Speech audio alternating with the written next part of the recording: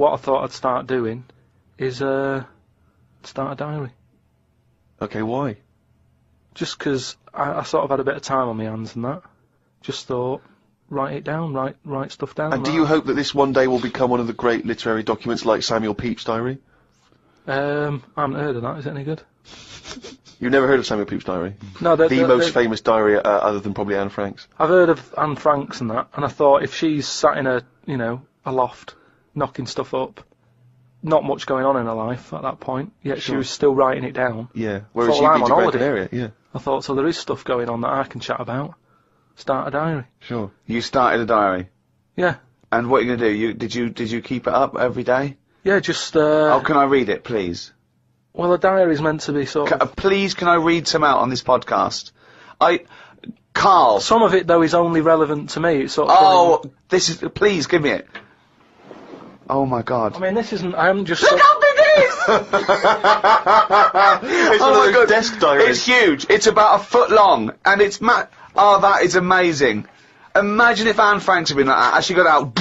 Right, everyone would have heard it clang down on the desk. Yeah, but my writing's quite big, isn't it? Oh, look! Give us that. Do you know about joined up writing? Have you heard about that? There's no point. Amazing. Sometimes you can't read it, can you? So it's Right, best to okay. look at ancient times. Oh my God! It starts on the first day. This is wonderful. Going on holiday to Gran Canaria today. Woke up to the news that Tony Banks had died.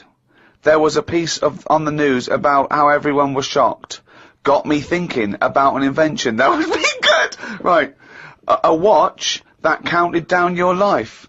If it says you've got 3 days left, go to the doctors.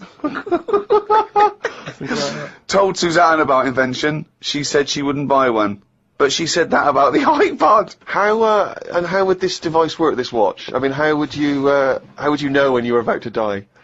Is that a concern? Again, not for you to worry about, presumably the boffins and the... No, all I was thinking is that Tony Banks fella, he died and everyone was shocked about it. But if you had, like, a little watch on... But how does it work? You can't just say, wouldn't it be good? How would this work? Yeah, I imagine you in the patent office going, got an idea. They go, oh, certainly, Mr. Pilkington, what's your idea? Watch that counting down your life. Oh, how does that work? Just wear it, just pop it on your wrist. No, what do you mean, just pop it on your wrist? How does it work? Just pop it on your wrist. Brilliant. You're an idiot. Well, it's interesting that he goes on. The flight to Gran Canaria was a bit bumpy. I thought about the clock that counts down your life again, and I wondered if it would know if you were going to die in a disaster. Now, he's querying his own life. He's wondering if he would know. He's invented this. And now he's not even sure. A fella on the plane was reading Koi Mag. It was a fishing magazine. I glanced over and noticed he was reading the Pond of the Month article. Don't think they could make it into a weekly magazine. Well, to be fair to you, because I remember seeing a guy on the train once reading Carp Monthly, a magazine dedicated entirely to carp, and it had Carp of the Month. And I just thought, once you're like 3 months in, the editor must be stressing, have we got any more carp? Have we got a carp that's actually done anything? I reckon if they used the same one twice, there wouldn't be many complaints. No one would be noticing. No, that's the carp they used 2 years ago. There was a really fat bloke on the plane. He was playing on his PSP. While I waited to go to the toilet, I looked at what game he was playing. It was darts. He's that fat and lazy, he can't even face playing a more active game on a games console.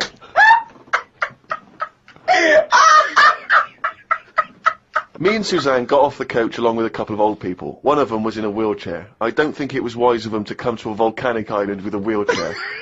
Everywhere's pretty rough paving and slopey. Guess I'll keep an eye on it as the weeks go on. Day 2 in Gran Canaria. Brilliant, we're only at day 2. The hotel's a bit odd. I've never seen as many cross-eyed people in one location. That's enough, isn't it? That's amazing! Well, you may as well let me read on a bit more. No, this is amazing. Well, come back to This it is a later brilliant diary. This might be the best diary ever written. Oh. While sat listening to the Kinks on my iPod, I wondered if everybody thinks in their accent. I know I do. What's this? What are you talking about? Just that, when I've been sat there lying on the lounger, right, and I was thinking about stuff. How do you know you think in your accent? Tell me a typical thought. Because what I mean is, say if I was like, if I saw something, right, do you know how I say, like, oh, that's a bit weird, isn't it? No, but that was I don't being have said. to. But when you think, I don't think the sentence is like I'm saying it. It's just a thought. The thought appears. It's conceptual and it's already there. It's not like I go, Rick, what? Just looking at that fellow over there, were you? Yeah, I was, yeah. I was thinking it looks a bit weird. Oh, so was I. I don't think out whole sentences. Whereas you have Carl, stop listening to the Kinks for a minute. Look over there. More cross-eyed people. No, well, that's Is that how your mind works? in a way, yeah. And Brilliant. that's when because I That thought explains a lot. It's great that he has to think about whole sentences. because I thought that's weird, isn't it? Like I didn't think that's weird, isn't it? And I thought I actually think in my accent. And then I thought, does Stephen Hawking, does he when he's doing his maths and that?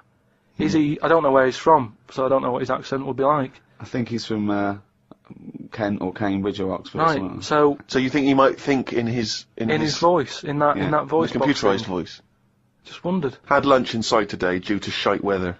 Sat next to an old fella. Old men's ears and noses carry on growing as they get older. Suzanne noticed his fingers were fat too. Maybe they continue to grow. Suzanne didn't laugh when I said her arse had the same problem. Day 3, cloudy start to the day. Had pie and chips in a cafe. Had a bit of an argument with Suzanne because I thought it was daft that we were paying for food when we were on an all-inclusive holiday. Changed my mind when I saw they sold pie though. The cafe was called Tattoos. The fellow who owned it didn't have any tattoos. But we never saw his wife.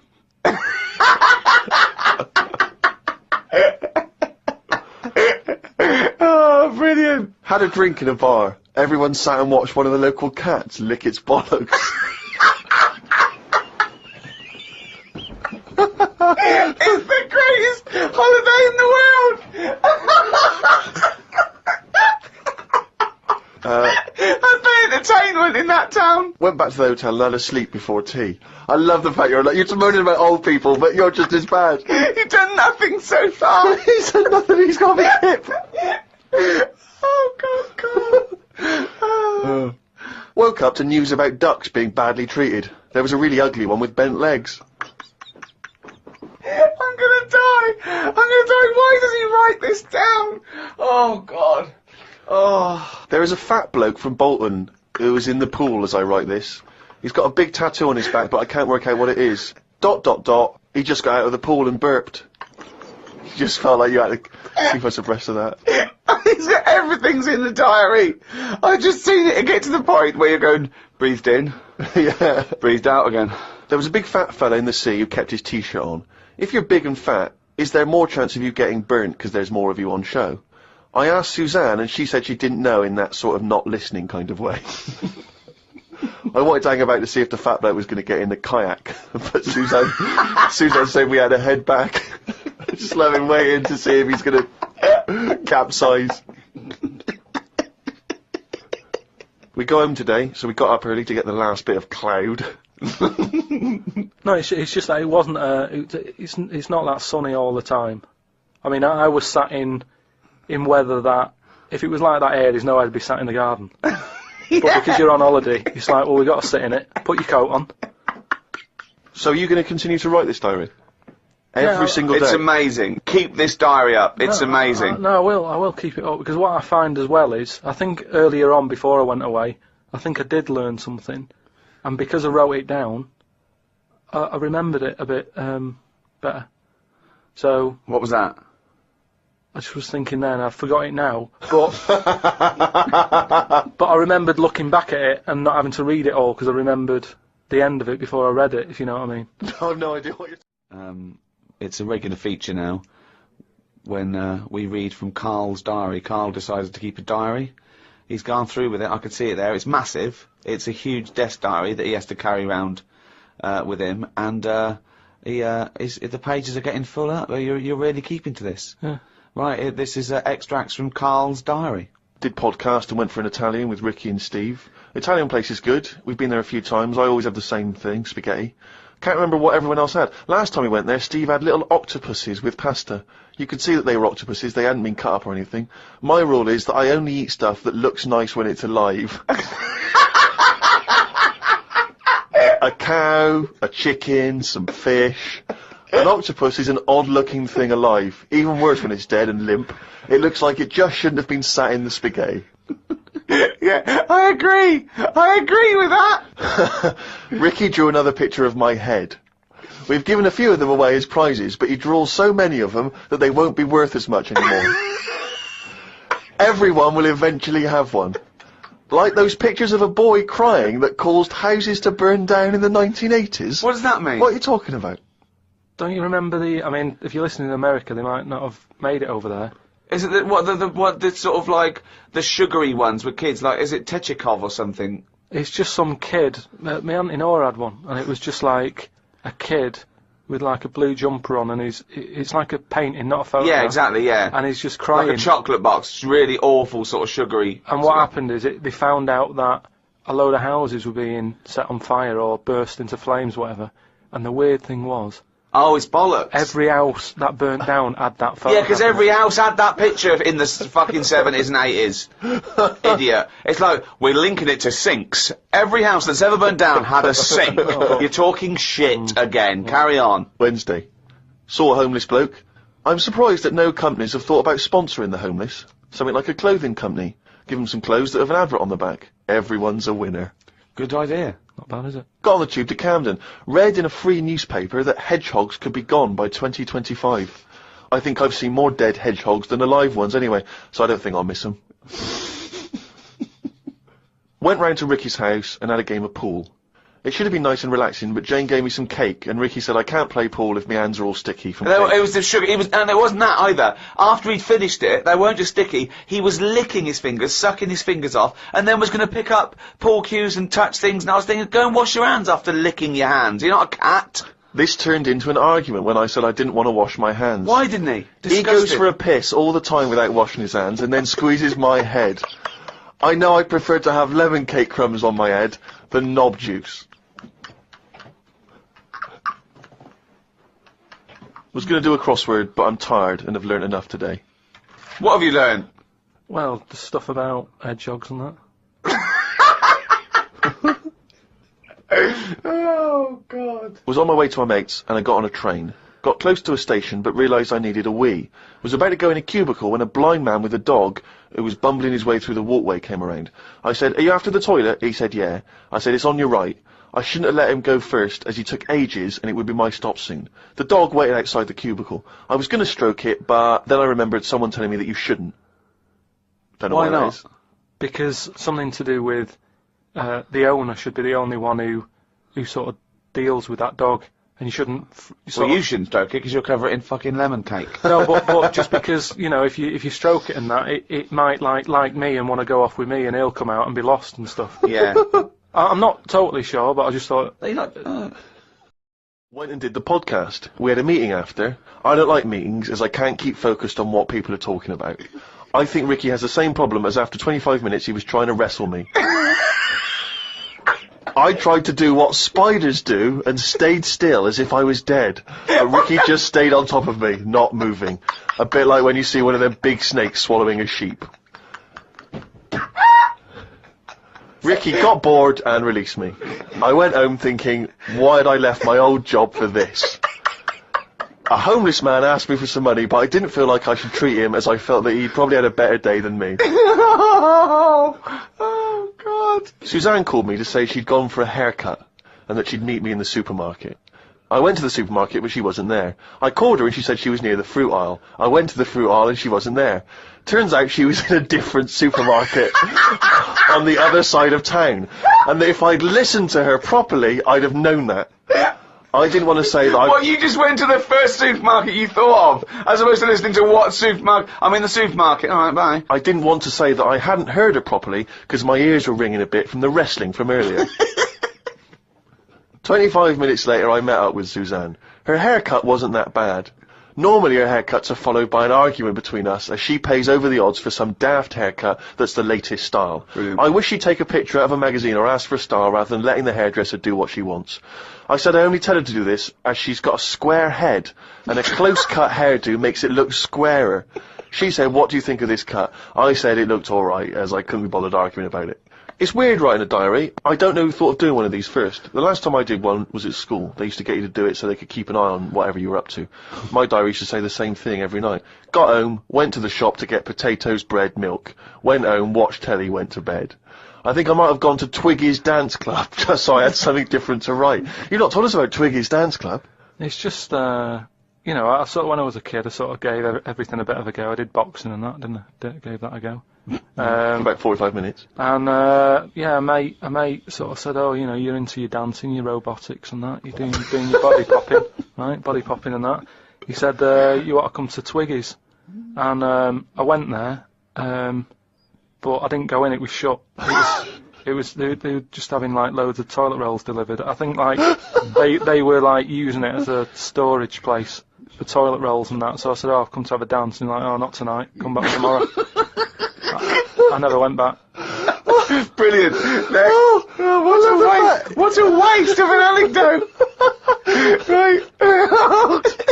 Brilliant. Just to recap, you're convinced then that the teachers are asking you to keep diaries so they can keep tabs on you. And then to continue the diary, as there were more problems happening on the estate, they started to add Saturday and Sundays to the school diary to keep an eye on what we were doing at the weekend. I struggled to fill it on a Sunday, as the shop I got potatoes and bread from was shut on a Sunday.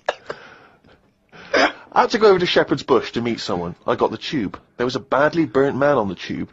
It's amazing how the body can continue through quite a lot of bad stuff. It got me thinking about how much stuff you could remove in your body, one by one, without dying. If it was a competition, the cockroach would win, as it can live for a week without a head. I just mean, like, say if, you know, they run out of ideas for TV programmes and that, right? They get someone who isn't well. They go, "Look, do you mind if we make a programme on you?" And what they do, they sit them in the bed, and they go, "Right, what we're going to do now is take out the heart, but replace it with a pacemaker." Right? No. Sorry. People with pacemakers don't have their heart taken out and a pacemaker popped in.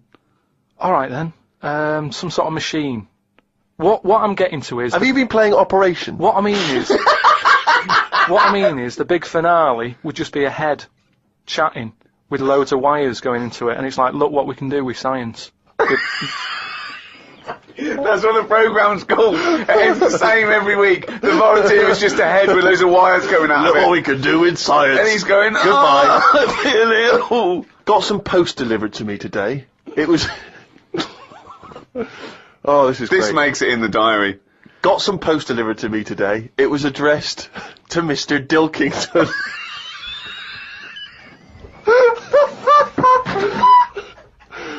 I don't know why that's so funny. Oh, God. I got some post delivered to me today. It was addressed to Mr. Dilkington.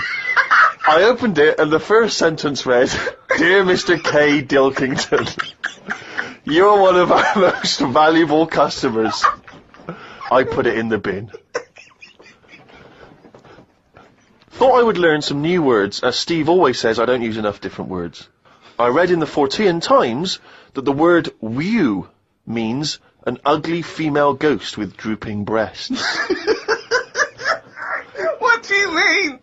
Is that how am I pronouncing that right? Who's using that word? Who is using that word? It was just W-E-W-E. Let's call it a woo. An ugly female ghost with drooping breasts. I think I'm right when I say there are too many words in the world. I don't think I will ever get round to using the word woo.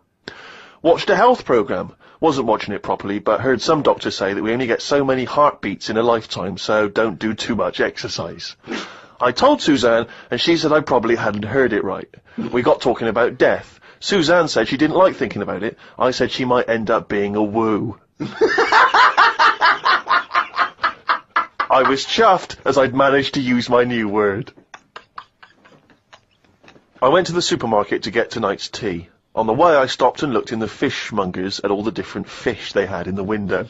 It's like a child in one of those kids' TV shows. I know. Mr. Pilkington went to the fishmonger. He stopped and looked at all the fish in the window. Hello, Mr. Dilkington, they said.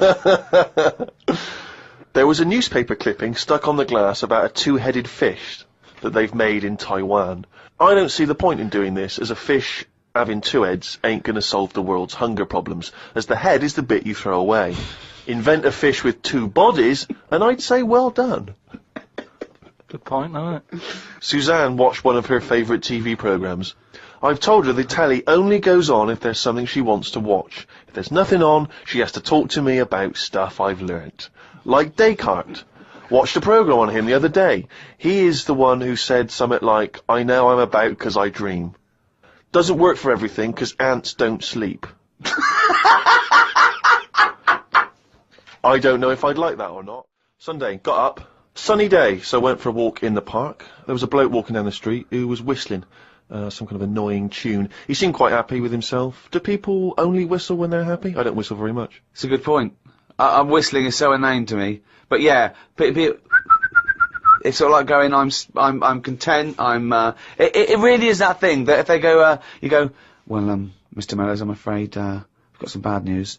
Not only has your wife died, but you've lost the house. Thanks, Doctor. Wouldn't happen, would it?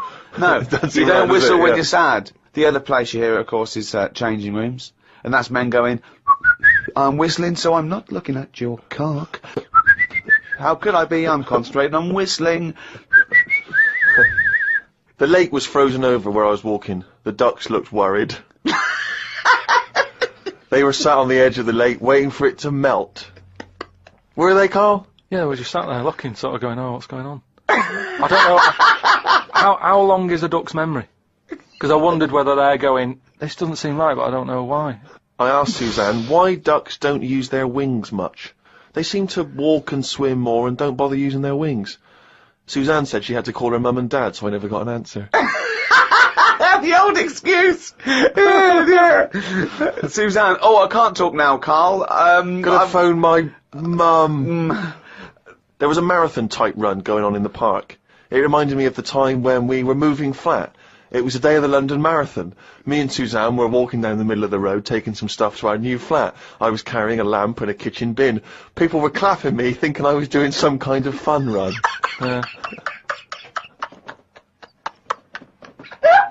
Why were you walking on the same route? Because it was when we lived on the Docklands. Oh, brilliant. There was no other route. The flat was just about 100 yards down the road. They're going, look at the bloke with the bald wig. He's carrying a lamp and a bin. Took a bag of old clothes to Oxfam. It was just old T-shirts and a couple of jumpers with holes in it. I don't think anyone will buy them. But the Oxfam is closer to the flat than the wheelie bin is. On the tube on the way back home, saw an advert for a book about a woman who works in a funeral home. She went into work one day, she goes to work on a body, she takes the sheet off of one of the bodies, and it looks exactly like her. This is called a doppelganger. What's a doppelganger to you? It's the thing I read about ages ago where someone was walking down the street. Yeah, and he sees somebody who looked a bit like him. And no, this was weirder than that. Go on. He remembers, like, going down that street as a kid on his bike, whistling. Yeah. And then he's walking down the street, going to get some milk or whatever from the shop. Little bike comes whizzing past. He hears the whistling, he goes, that's weird. Looks at it, it was him when he was a kid. So it's like a time. Shit. What do you mean it was him as a kid? This is like a different form of doppelganger. It's just Well, it's impossible, it's rubbish. some sort of time thing, isn't it? No, Just it's time, but that's sort of- impossible, so don't It's worry just some about kind it. of time thing, Rick. No, Yeah, just something some you kind of time read thing. again on the internet, or it was a short story, or something someone told you. On my walk back from the tube, I saw a jogger who was pushing a pram at the same time. The kid looked terrified. Got my science book out. It said that the static you get on the telly when a channel isn't tuned in properly is radiation that is still knocking about from when the Big Bang happened. I thought about the Big Bang and wondered if it was really a Big Bang, or did it just sound louder as there was no other noise to drown it out. Good point, isn't it? Karl's diary, Rick, never ceases to amaze. More from that next week. I don't believe it, he's written it down! Well, that's the jingle that signals it's time for more extracts from Karl's diary, and we'll lunge straight into it. Wandered down Carnaby Street. There was a happy homeless fella. I gave him £1.50. I thought of a tongue twister after giving him the money. It goes, if you can't treat a cheerful tramp, what sort of tramp can you treat? It's good, that. All Say right. it fast. If you can't treat a cheerful tramp, what sort of tramp can you treat? Good, isn't it? Good, that, yeah. You've got too much time on your hands, Karl. Learned some famous quotes to see if they are as good as my sayings. Number 1, treat every day as if it's your last. Very famous saying. Now, is that something you do, Karl? But you know, me problem with that one is that if it was your last, you wouldn't want to be doing much. That's the only problem I've got with that. I wouldn't want to, go to a fairground or whatever, because you're going, oh, it's my last day, what am I going to do? And I think you'd spend so much time worrying about what you're going to do that you'd end up staying in. I think you're right, You've taken some of the poetry out of it. I think it means live life to the fullest, right? I like the fact that you were musing on the idea that if it was your last day, you'd go to the fair. It's getting such a 19th century way of spending your final day. I know, yeah. Well, the thing is, the other thing is that, the only thing that people get depressed about in terms of sort of like, you know, life and death is, not the knowledge that they're gonna die, but more the knowledge that they know they're gonna die when they're dying. If someone told you, no one ever knows when they're gonna die, no one ever gets an illness, no one ever gets hit by a truck, everyone passes away peacefully in their sleep, dreaming they're riding a big marshmallow, right? Then you wouldn't care about anything.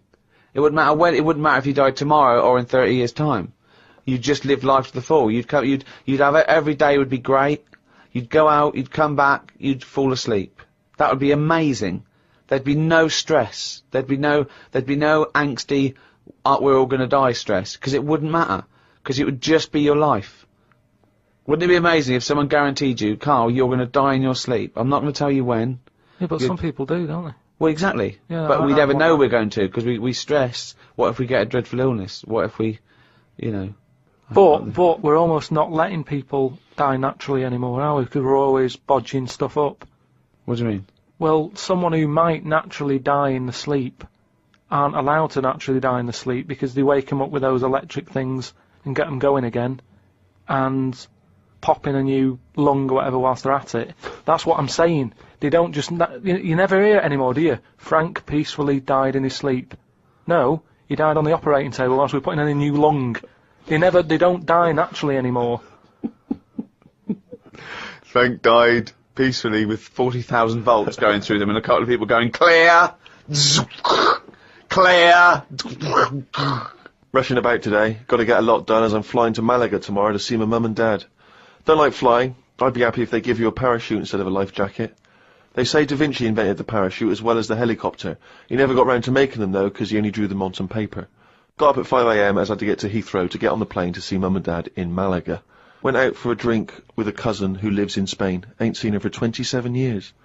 Oh, that must have been tricky, making conversation. I didn't really bother. Because where do you start? I might as well go up to anyone in the street and start having a chat. Yeah, you have to go further back than, did you want Chantal to win Big Brother? Yeah. Me dad and me talked about history. I said we shouldn't go on about things that happened ages ago, because I bet something similar has happened more recently. Brilliant. Read about an island in the Indian Ocean where there are tribesmen still living like they're cavemen. A helicopter tried to land and the tribesmen chucked spears at them. This is what I meant about not having to talk about things that happened ages ago. We have got new cavemen now, so why do we talk about the old ones? People could have lived before, but computers and all that blew up and books got burnt, so all they had left was what these tribesmen have got left. Ramblings. That's the ramblings man of a maniac. That's just a few hours before you go crazy with a gun in the... No, but what I mean there is, right, say if all this has happened before, right, podcasting's been happening years ago, something happens. Again, a lot of information from the Planet of the Apes. Something happens, world ends, right, we come back again somehow. Yeah. It's the detail you leave out that makes you intriguing. Just like the watch that you can wear that tells you when you're going to die. How does it work? Pop it on your wrist. That's all the detail you need. So the world happened. We came back. Have you seen the pictures?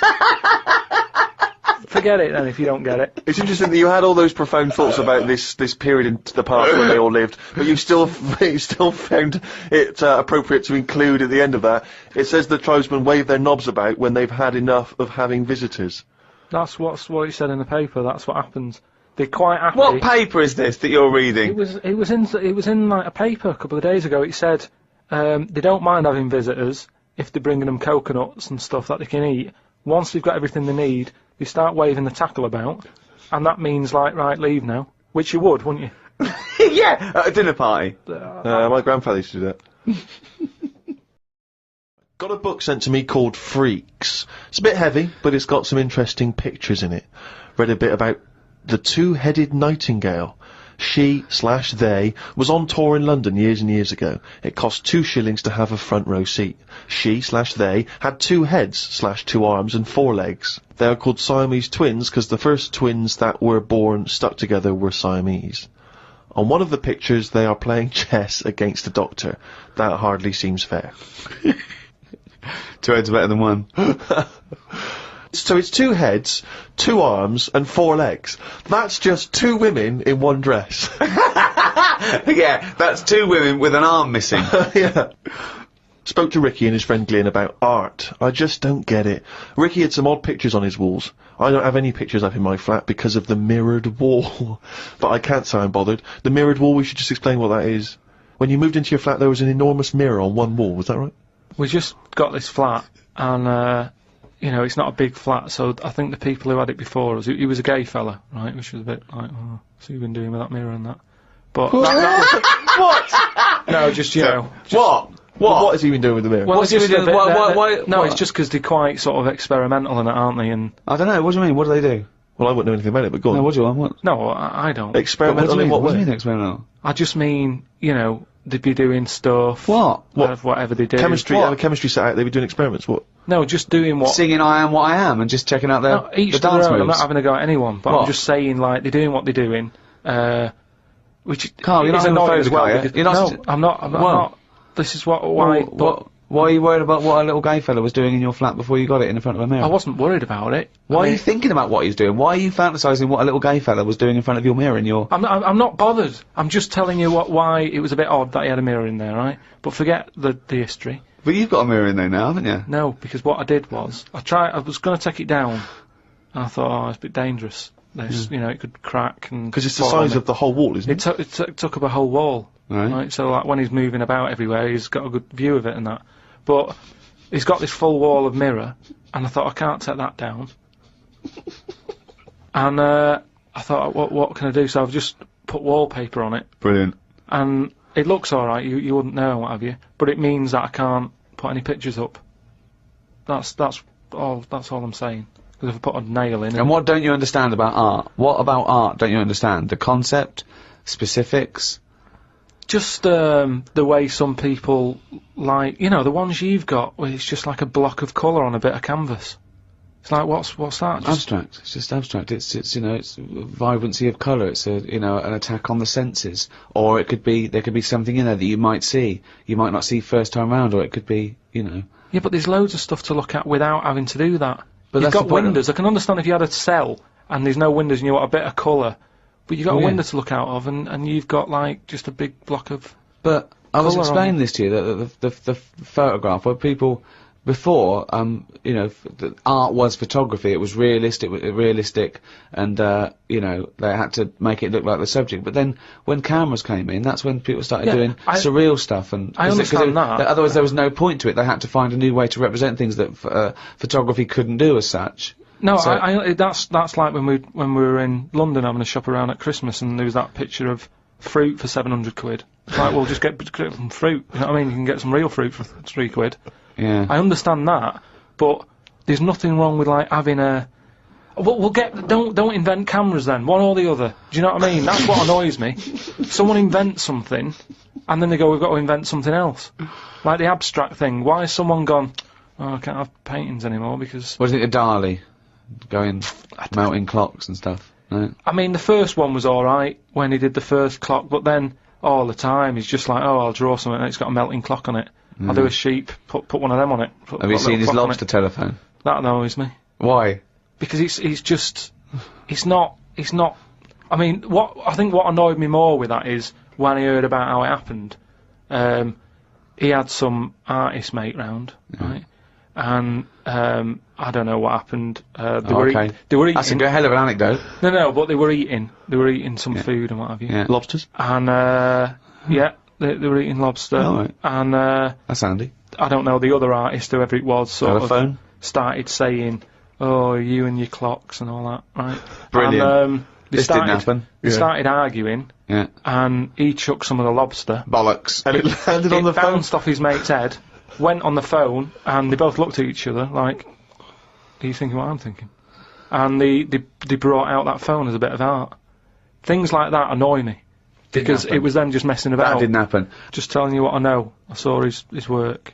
Each to their own, if that's what he's doing. I'm just saying, I'm not putting my stamp of approval on it. Heaven forbid. Well, you know, as you mentioned in your diary, your favourite artist is Lowry, because you can look at them for ages and see someone different every time you look at it. All I'm saying is, art should be there to tell a story, not just to have a splash of colour. We know colour's out there, there's loads of colour.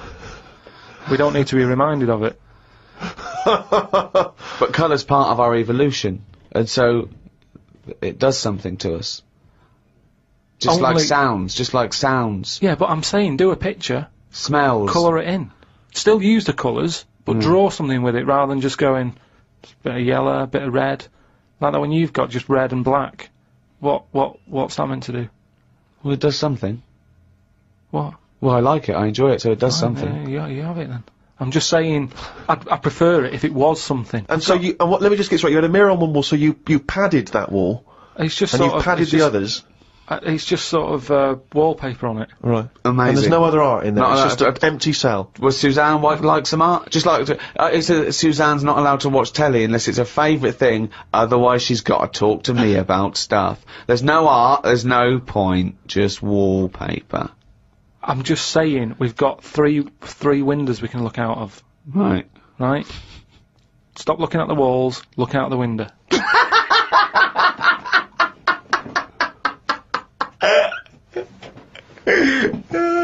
Some new words have been introduced into the dictionary. Too many words.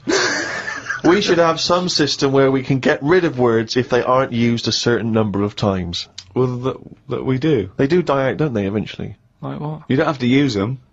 No, but they don't, do they? They keep adding them. And I just worry about, you know, this is the problem with, like, your head can only hold so much.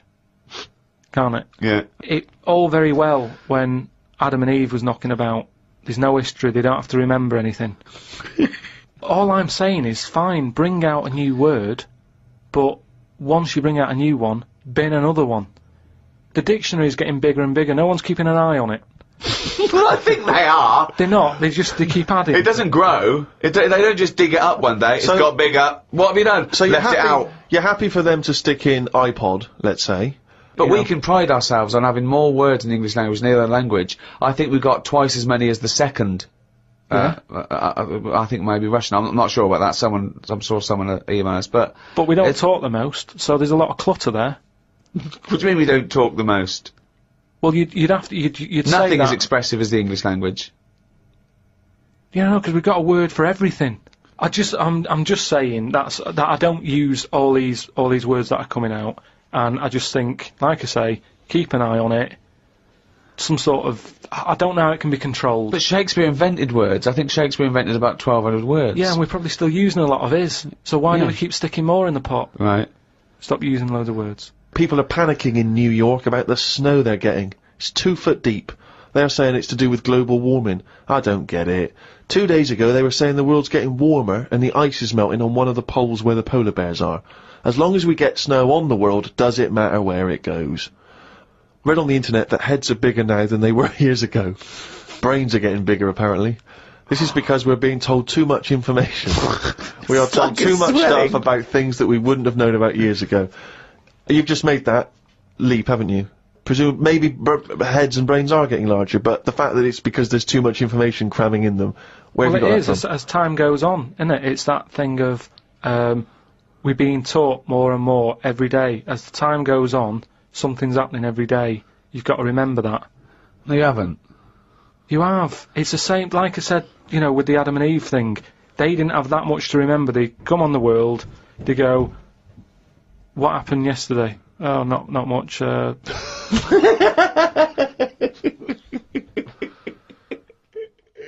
My mum phoned and said that my Auntie Nora, classic Auntie Nora, wanted me to look on the internet to find out what the weather will be like in Spain at the end of November. I don't know where she gets her money from. 2 months ago she was asking me dad how much it would be to get her back garden astroturfed, because she's sick and tired of the grass getting out of hand. What does she want to do? Start a football team? What does she want a back garden astroturf? She likes the sort of green look, but she doesn't like the headache that comes with it, so she's just looking into getting that false grass put in there. Brilliant. Don't know how much it is. But. Went round to Ricky's and had some chicken curry that Ricky's girlfriend Jane had made. Ricky and Jane were going on holiday for a few days and had arranged for Glyn to come in and make sure the cat was okay while they were away. I'm sick of that cat.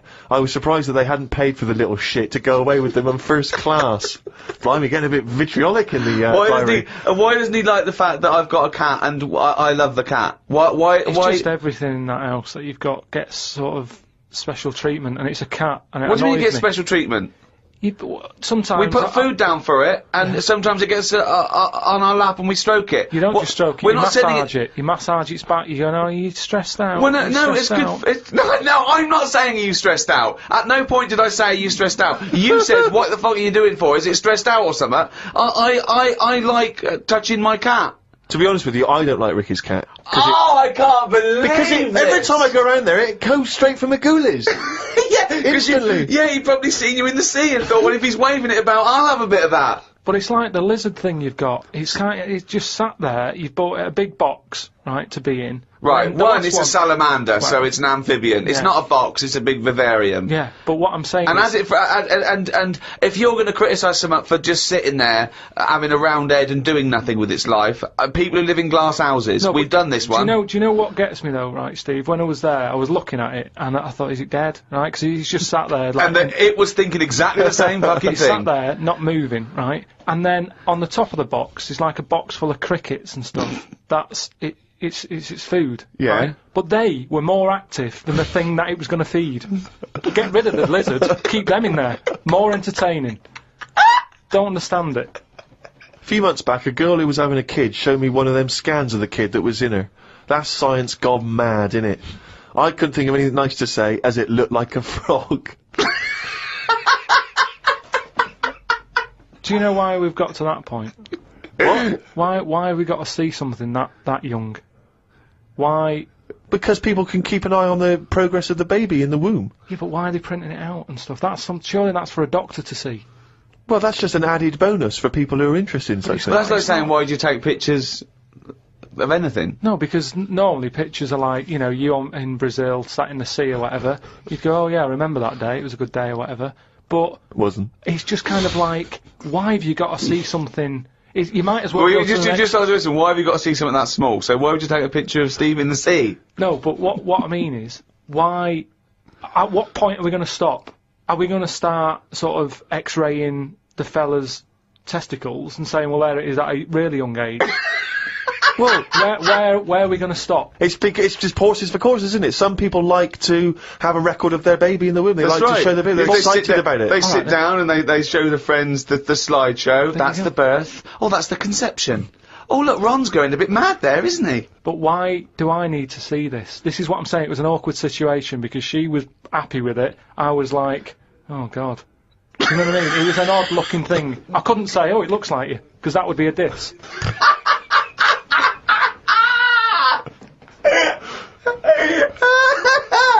Oh, Christ! Met Suzanne at Euston Station. I said I would sort out the tea tonight, so I called the curry house. The fella couldn't understand me. I asked for 2 poppadoms. He kept saying, how many? I kept saying 2. He still couldn't understand. I said 1 more than 1. He understood. When we picked up the food and took it home, there were 5 poppadoms in the bag. Oh, God! Oh, God. There is a restaurant somewhere that sells knobs to eat. No, there's not. There is. No, there's not. No, there is. It says that women can't eat too many of them, and if you want a seal's knob for dinner, you have to book in advance. Right, it's gobbledygook. This is the ramblings of a madman again. It's a trend, he writes. It won't last long. It'll be like hummus. But hummus, when did that happen? What do you mean it's still going? It's a Greek traditional food. I know, but there's a restaurant down the road that's all they do. That isn't a proper meal. That's a side order, isn't it? That's like having a restaurant just flogging tomato ketchup. Hummus isn't a meal. They don't even try and kid you and get you in and flog you just hummus. They actually say it's hummus today. Not going to work. Be shut down within a month. Called Ricky and asked what the difference is between the mind and the brain. Yeah, he did. That's a hell of a phone call to get. Unbelievable. Unbelievable. Ricky did explain, but I can't remember what he said. I wondered at what age you are when the mind kicks in. Okay. Ricky changed the subject and said there is an island called Spider Island. There's nothing but spiders on it. A bloke went to visit the island and said there was 1,000 types of spider in one tree. Yeah. Excited by that? I didn't tell you that. No, I looked it up after talking to you. Oh, right. Is that true? Yeah, they just said there's loads of them. What do you think about that? What do you think of an island that's just full of spiders? It's a bit daft, isn't it? What do you think they should do then? I don't know, because you need spiders. I don't know what they do, but they say a world without spiders, like, wouldn't be good. Who says that? I don't know, someone. But they sort of do something. There's something about if you did get rid of them all, it would have an effect. Well, of course it would. Get rid of anything, it'd have an effect. Not everything, though. Like I've said, jellyfish and what have you. Well, no. The world wouldn't change. Well, it would. No, it wouldn't. Well, it would, because it's part of an ecosystem, so they're something's food, aren't they? No, but it's 97% water or something. Yeah. So how much are they doing? Just give them another 3%, make them water. And that's more useful. Give them another 3% and make them water. Oh God. The rain ain't stopped. The old woman with the bent neck. Now, we've not heard about the old woman with the bent neck Who's before. The She's old a woman whole with the new bent neck? character. What's this? Incredible. She's really old. And she's got a bent neck, yeah, but tell us something else. I don't know what's up with her, but her head sort of comes out of here. No, it's radio. They can't see what you're Sort doing. of comes out of a chest. So from behind it looks like she hasn't got an head. It's really weird, right? I mean, she's old, and I don't know what's happened. Just Suzanne said it's sad, and her bones have sort of bent up or something, or maybe she carried something heavy when she was younger. On her head. And, I don't know, it's sad and everything. Yeah. But she's wandering up and down the street, always looks fed up, but you can see her, you have to sort of bend down a little bit. But her head's just, I thought I'd told you about it. She finds a lot of change. I said, yeah. Well, as you write in the diary, the old woman with the bent neck is struggling in the weather. The rain must be running down her back. Don't know why she went out in this weather. Me back's doing me head in today. It does this every time the weather turns a bit grim, ever since I tried to kick me height. Oh, remember that? We've heard this before. Kicked me height and landed on me arse. Was going to treat Suzanne to a trip to the pictures to see Breakback Mountain, but then remembered there is a programme on about two-headed kid tonight. A band from the Conga have won the Best Newcomers in a Radio 3 competition. They use pots and pans for instruments. It says that the Conga is a poor, sad place, so why do people do that happy dance at the end of parties called the Conga? Right, one is the Congo.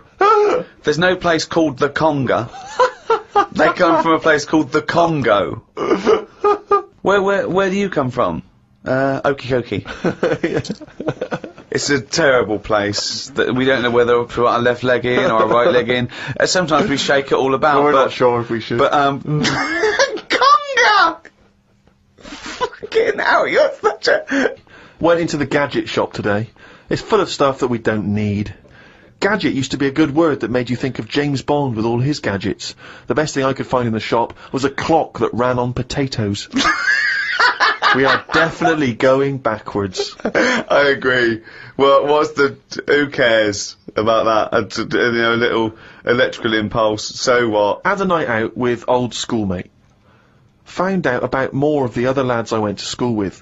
One is living underground. What do you mean living underground? Not like a mole. Do you mean he's got a basement, or do you mean he digs a hole every night? My mate went to visit him and he said it had been raining really heavily and that, and it's all the rain's running in. What do you mean he went to visit him? He went down here? What's that? That's an hole in the ground. Yeah, come in. He just said, oh, come round see us, and he's living underground. What do you mean he's living underground? He wanted to be in the army but was turned away, and that's the closest thing you can sort of... How is that similar to living in the army? Oh, that's exactly like the army, yeah, where they teach you trades and, engineering and flying. He's happy down there. He said it was really muddy and what have you. He said he won't be going back to visit him. What's he got down there? Just stuff, just like a sleeping bag, a lamp. He's dug himself a subterranean cave. Near my old infant school, they knocked it down because it was like a wreck. You'd be in the class and you could lean on the wall. Yeah, and your hand would go through it and stuff. And they knocked it all down, and I think that's when he was at his most happy, this bloke. I believe this, though. I believe someone he went to school with now lives in a hole. That doesn't shock me. Whether the tales I've heard of horses in houses and big-headed kids with webbed hands and feet, you know, and him, I believe that someone he went to school with now lives in a hole. That isn't bizarre to me. That's You spent far too long with him if that now you're just happy to accept. I totally accept that. I'd be surprised if I walked round where he lived that there weren't more people living in holes. His dad wanted to throw his budgie on the fire. True. His budgie died, his dad said, let's throw it on the fire. I mean, his mum, what did your mum do when your budgie died? She just was worried about the other bird that was left, so she made it a bit of company by getting a rock, getting a feather off the dead budgie, sticking it on the rock, putting it in the cage. So, a man living in a hole is not that bizarre. Right, carry on. I read me science magazine. Some things I learnt from the science magazine. Number 1, space is running out of space. We should stay out of the sea because shark attacks are up. Yeah. Probably 4 a year now. Well, he just says here, we should just stop going in the sea. Yeah. There's no need for it. Exactly. Why is there no need for going in the sea? Just because there isn't now, is there? We've got loads of land. So just, you know, one or the other. We walked out of the sea. Now, this is what I mean about going backwards. Getting back in it again. We came from the sea originally. Now we're going back in it. Don't go in it. Unless you're in a boat. The rules, according to Karl Pilkington. The rules of Karl Pilkington. Oh, God. Did the podcast and then went for a walk round Manchester Square. Years ago, a woman lived round there who had a head like a pig. She was known as the Pig Woman of Manchester Square. That made me think if there were other pig-headed women knocking about London. Do you know what I mean? Why was she nicknamed that? Why not just the pig-headed woman? That suggests to me like there was loads of pig-headed women, and that's the one of Manchester Square. Right. Well, no, it was more to do with identifying her, not amongst other pig-headed women, but go, have you seen the pig woman of Manchester Square? I.e., go down there and see the pig woman in Manchester Square. What happens if she's walked off from there, though, and you go, well, no, but I saw one on New Cavendish Street. No, well, she'll always come back if you rattle the feed. Watched a film about Hitler. Didn't watch all of it as it was subtitled. Can't be doing with that. Asked Suzanne if cinemas are full of deaf people when they're showing subtitled films. She said, shh, I'm trying to watch it. I said, what do you mean, shh? It's subtitled, I can make as much noise as I want. Yeah. She's a lucky, lucky woman. You must be a joy to watch a subtitled film. I mean, the concentration is up there already. I mean, it is hard to concentrate. It's not as easy as when you're hearing it, because you know, you read things, but, you know, it's possible. If you had a buffoon going, I'm just gonna sit here and make as much noise as I want, what's the point of that? Yeah. What is the point of that? I mean, it's possible, but why do that in a cinema? Just walk into a subtitled film and go, right, everybody? Let's all do the conga. Well, yeah, or during ballet. You know, I mean, ballet, they're just dancing. You don't need to listen to the words. Just have a conversation. We're having our bathroom done. The bathroom man was round at 9 this morning. We weren't allowed to use the shower because it all had to be bone dry before we could use his waterproof filler. Not that waterproof, then. Went for a brew with Ricky. We talked about monkeys and how they are closer to humans than they are to apes, and how bees will drink cider to get off their heads. Now and again there is a bee that lets the drinking get in the way of the work, and other bees sting it to death. Blimey. Yeah, well, there's bees. They love a drink, and they will drink pure alcohol. They drink 100%. They drink ethanol.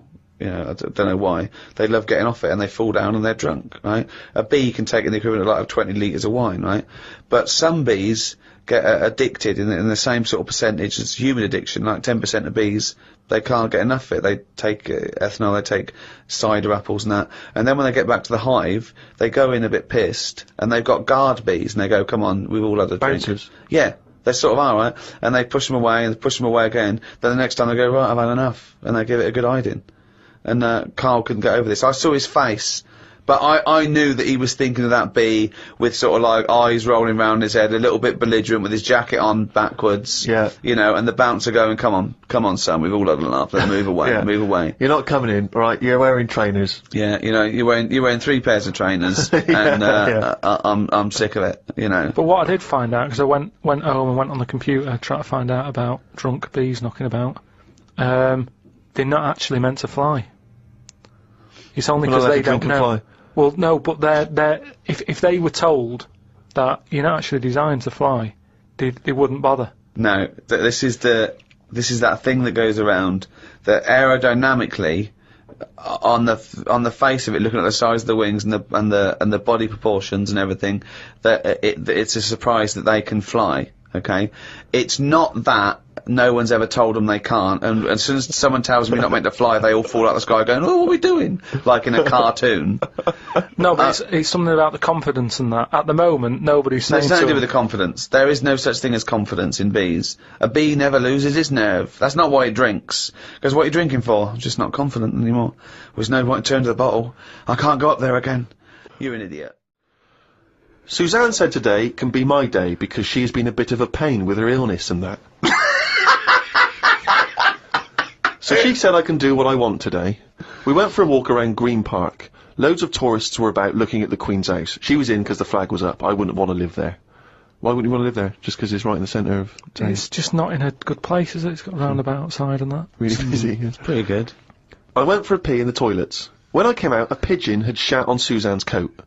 She was in a bit of a mood about it. A bird shat on my ear once. I left it for about 10 to 15 minutes until I got home. I washed it off, and in that 10 to 15 minutes, it had corroded me ear. He's had a lot of problem with ears. He told me the other day, he got up, washed, had a bath, had some breakfast, went to the shops to get a newspaper and had a chat with a woman in the corner shop, got home, pottering around, looked in the mirror, he had a cotton bud sticking out of his ear. He went, what annoyed me was she didn't say anything. Like it's her responsibility. Yeah. No, but she knows me well enough to sort of, you know, go, you know, you got a cotton bud in your ear. No, she knows you well enough to go, Karl's got a cotton bud in his ear, I've seen worse. When you've got a cotton bud in your ear, what interrupted I think Suzanne called or my dad called or something, and then because I was running a little bit late because I'd been talking to them, the earbud was in, I just popped my coat on and went to the shop. Karl, you got a toothbrush in your mouth. Oh. Walked through Covent Garden. There were 5 of them mimes knocking about. I don't understand why people take pictures of mimes. Everyone looks like a mime in a picture. That's so true. That's really true. If the point is they're staying still, if that's their skill, a picture won't tell that story. That's absolutely true. My dad took the cat to be put down today because it kept bumping into things since losing its sight. My mum said she's not going to get another one. She said the parrot is looking worried as it's seen the budgie and the cat go in the space of 3 months. Your mum said the parrot's looking worried. What happened to the cat then? It gets into a lot of fights. It lost one eye, and then it got into another fight and lost another. Oh, and it was just walking around bumping into stuff. I mean, the vet sort of said, oh, we can do stuff to keep it alive and all that, but it's a bit out of order, isn't it? Because it costs a fortune, they shouldn't tell you. But Mum and Dad can't afford to have eyes put on it and stuff. no, you can't have eyes put on a cat No, anyway. but they said, oh, we can do something here. We can have its eyes sorted out. But I don't think you should be allowed cats. Why? Not the Pilkington family. Why not? Well, they have keep good dying. lives. Yeah, I know, but they have good lives whilst they're still knocking about. It's just that we get through them. It's a good job you're not going to have kids. Oh, God almighty. I can't believe it. The cat that kept throwing up. So his mum shaved it. Unbelievable. Dry wipe cat. A mate sent me a story on email about a bloke in China who has this weird illness that means he can't have his picture taken. That's not the weird bit. If he tries, his body doesn't appear in the photo. Don't talk shit! He has had group pictures taken and everyone appeared apart from him. Don't talk shit! The That's story bollocks. had a picture next to it of a family photo and it said he was stood at the back, but you couldn't see him. Right, he wasn't in the picture. He was in the picture. No, he wasn't in the picture. He's done loads of tests and stuff. No, on him. I haven't done loads of tests. This is bollocks. There's no way this is scientifically possible. What's his want? Yeah, now he's wanted. Just a white bit of paper up on the police wall. Have you seen this man? What man? If you see him, tell us. You're talking shit. Suzanne watched the film You've Got Mail tonight for about the 14th time. I don't think you could properly fancy someone without seeing them, unless you're blind. I think it's odd when blind people have affairs. Why is that odd? Just because most stuff is based on looks, isn't it? So you think once they've found someone, they're happy with them. Stick with them. But no, it's not true. I mean, most things are based on looks. What I mean is when you first like meet someone and that. Well, initially it's only looks because Yeah. you don't know them. So that's what I'm saying. But that's, So- that's a ridiculous thing to say, isn't it? Well, no, it's just what I think. I'm not saying that's like fact or anything. I'm just thinking if you're blind, why mess about? You're still basing on it if it's only looks that Yeah. people find. What? Yeah, I'm just saying. So why is a blind person messing about having an affair? Because I'm saying that presumably that blind person isn't basing anything on looks. I just alright. I mean, maybe that's not. I mean more like. Do you want me how- to cross it out? Shall I cross it out? 'Cause it's Well, bollocks. it's just the same way. I think I put how people. I read something in a Sunday paper once with some bloke who was going out with some woman. He ended up going out with a sister who was a twin. If you're gonna have a change, have a change.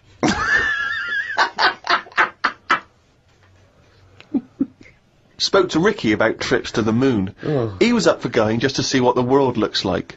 I came up with the idea of a giant mirror on the moon that would reflect the world back. He had a few questions, but I had the answers. Yeah. He changed the subject. I won. Right. My first question was, how would you get it up there? He said bit by bit. That'd be a good mirror then, wouldn't it? I said, how big would it be? He went, you'd still need a telescope. I said, how would you get it on the right side of the moon, always facing the right? He went, what? He went, does the moon move then? I went, yes. And if we don't like the mirror on the moon, we can always wallpaper over it. It's Suzanne's birthday tomorrow, so I've got to get her something. I sometimes think it would be best if we didn't celebrate birthdays. I think people would live a bit longer if they didn't know how old they were. Age puts restrictions on things. She said something about wanting one of them posh badges to put on her coat. I will look for one later. I love the fact that around the time that you've got to buy Suzanne her birthday present, you think that birthday presents are a bad idea. Got up early, it's Suzanne's birthday, gave her the card and present. She was well happy with her posh badge. She wore it to work. It's quite nice to hear a moment where she was actually happy for once in your company. They always say when you get someone a present, you should buy them something they wouldn't buy themselves. Daft rule. I want something I would buy myself if I had the money. When I was young, me Auntie Nora got me a present I wouldn't buy myself. It was a t-shirt with her face on.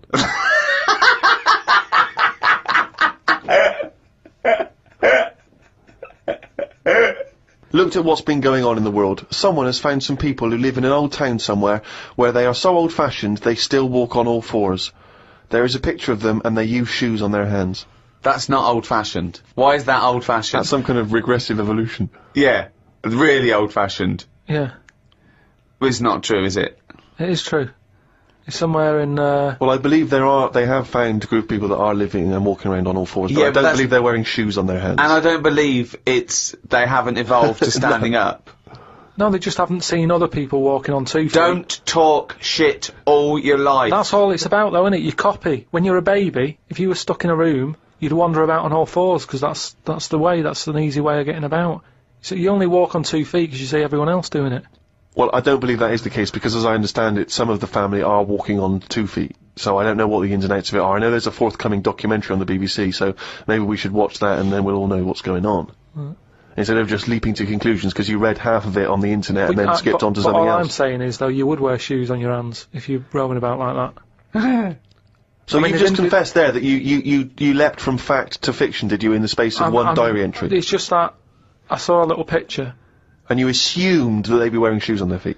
If they've got shoes on the feet, they might as well have them on their hands because their hands are doing the same as the feet. If you're not going to wear them on your hands, don't put them on your feet then. I'm beginning to think some monkey news was bollocks. Treated Suzanne to her tea, went and got her a curry from the shop opposite. While I waited for the food, I read a story in the Metro newspaper about an alien gang that kept appearing in someone's garden. The bloke moved, but when he used to pass the house at night, he would still see the aliens knocking about, hiding underneath his old shed. There was other alien stuff, but I had to go as the food was ready. Brilliant. Yeah, it's a bit annoying, that. Yeah, load of bollocks again. Went and did some shopping for stuff as it was my turn. Suzanne moaned a bit because I forgot orange juice and bought some cheap toilet paper. She always buys the expensive toilet paper. I don't know why they make toilet paper with pretty patterns on it. That made it into the diary. Up and out at 9 o'clock to go to the Cotswolds. Now, I think this was a gift for your girlfriend, wasn't it, for her birthday? Yeah, it was a You went to the birthday and Cotswolds, that, so I just went for one night. Got the car and headed off. We stopped at a service station to get some breakfast. We had fried toast with an egg on it, 1 sausage and beans, twice. Cost us £13.85. They sell everything separate, so it seems cheap. At that price, we must have been charged for each bean. We found the B&B, but they wouldn't let us in the room because we were early. We went for a walk. There was not much around the B&B, so we had a quick walk around the car park. And went back in. Happy birthday. The room was now ready. It's an alright room. 3 biscuits, so I ate them straight away. Like a child. Like a dog! He runs in, jumps on the bed. No. Get off the bed, not on the furniture. The room overlooked the car park that we'd already been round. Just staring at the window. Remember when we went there? We'd always have the car park. Yeah. Oh, God. The room had posh coat hangers in the wardrobe with sponge on them. So I ate the sponge. Don't think they are needed. We went and booked a table for Sunday dinner and went on another walk. There was a field that was there just for birds to live on. We couldn't see any, so we went to the pub. Headed back to where we were staying for our dinner. I had beef. It was nice enough, but there was a family of 13 behind us. I don't see the point in going out in large numbers. They annoyed me. One of the family asked for sorbet before his next course. He was only about 11. He thought he was it. I said to Suzanne, I've had enough and needed a kip. Watched Planet Earth on BBC One. They filmed a panda for 4 weeks and all it did was sit in its cave. It did nout. If I was Fiat, I wouldn't name one of my cars after them as it suggests it won't work or go very far. It'd be like bringing out a Ford Sloth. No one would buy it.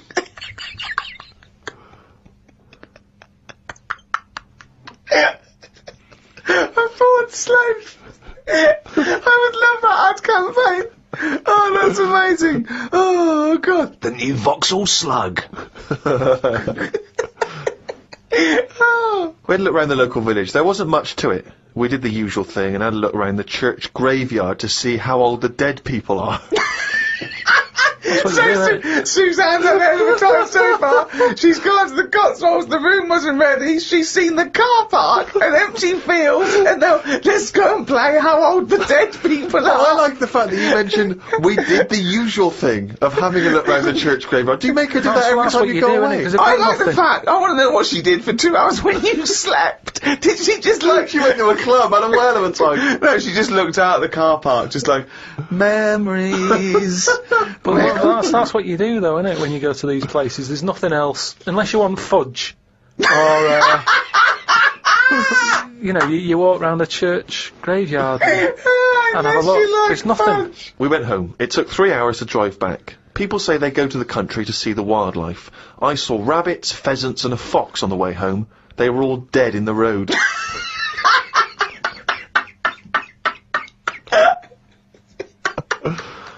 I was just intrigued to know, because Rob from Burton-on-Trent sent this in, and he wants to know that, because he's just started seeing someone, and he wants to know what your advice, Karl, is on how to keep her happy. You know, he's just started a relationship with someone, he wants to know what your advice would be to keep her happy, because, you know, I mean, he won't have heard that you took Suzanne on that wonderful trip to the Cotswolds, so what's your your advice, really, for someone who's perhaps just started a relationship? I mean, you've been with Suzanne for, what, 9 years? Ages.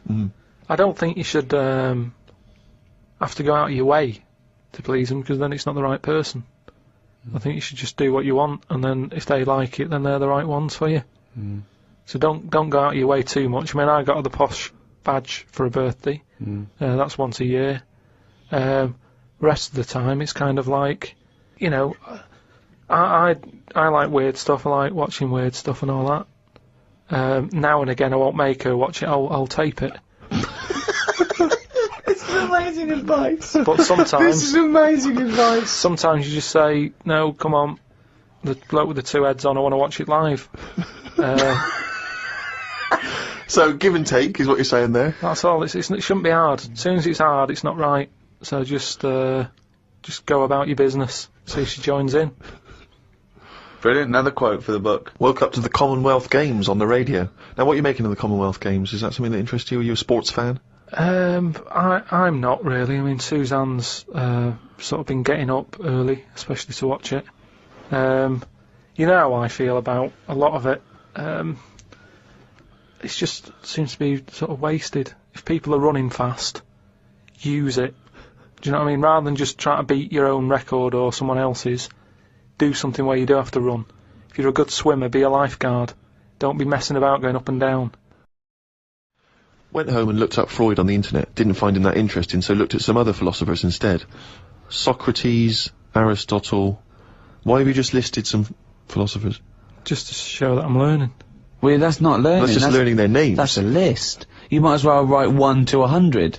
Yeah, but if someone says, "Oh, what's your favourite philosopher?" I'll go, "Hang on a minute," and I've got them written down. But why you can't just Wait a minute, I'll go home, get my enormous diary out. Yeah. Get a wheelbarrow, bring in my workings, and say one of the names I've written down. And when they say, well, why do you like him? Yeah, why do you just run away. I noticed you put Socrates first. Why is he your favourite philosopher? You throw the diary at them and leg it.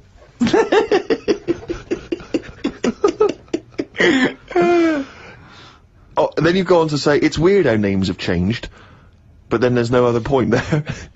It just is, isn't it? When you think about, like, Socrates, I've never heard that on anyone who I know, is what I mean. It's just, in a way...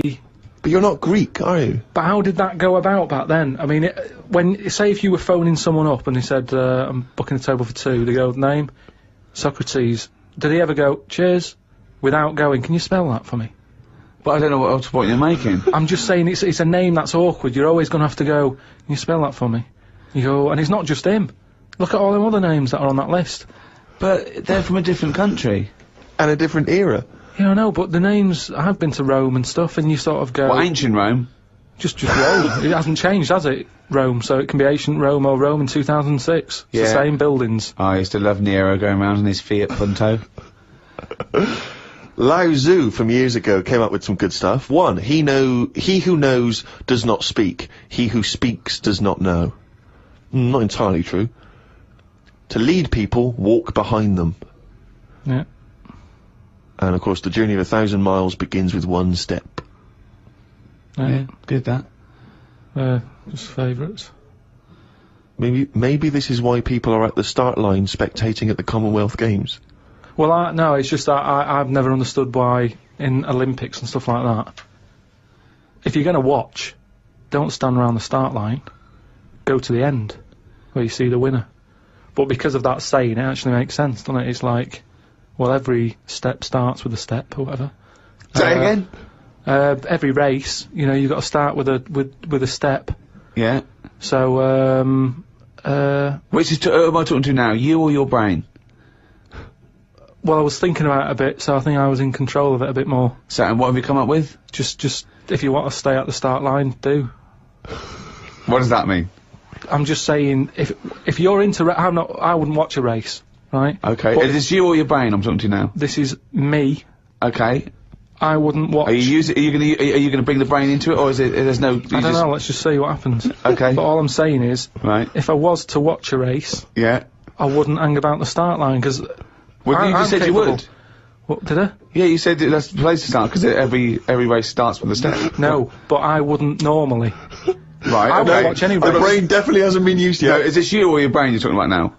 I'm just saying about me. If I was on holiday Yeah. and Suzanne said there's a race going on down the road, Yeah. I'd go, well, let's go, keep going down the road and stand at the finish line. Okay, but now what have according you to thought? Lazoo, Yeah. I'd say, well, hang on a minute, every race starts with a single step. Yeah.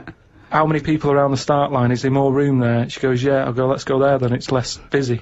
Right. And what would you see there then? I'd see people starting the race, but I wouldn't be that impressed with them because I'd go, well, I don't know if any of these are any good. So would you start at the start or the end then? If it was down to me, I'd just probably stay at the finish line. Okay. So you wouldn't want to see the first step then. So what Not do you think of Lazoo now then? It's not what, but I wrote down 3 of his. That one isn't my favourite. That was the 3rd. I preferred the leading people from behind. Okay. And what would you do to lead someone now then? Well, if you're behind, you don't have to take responsibility, do you? You can go, well, I didn't send you here. You went there. That's not really leading them, though, is it? Yeah, because I've made them think. I've gone. They go, oh, I've just walked into a big hole. I'd go, oh, Should have been looking where you're going.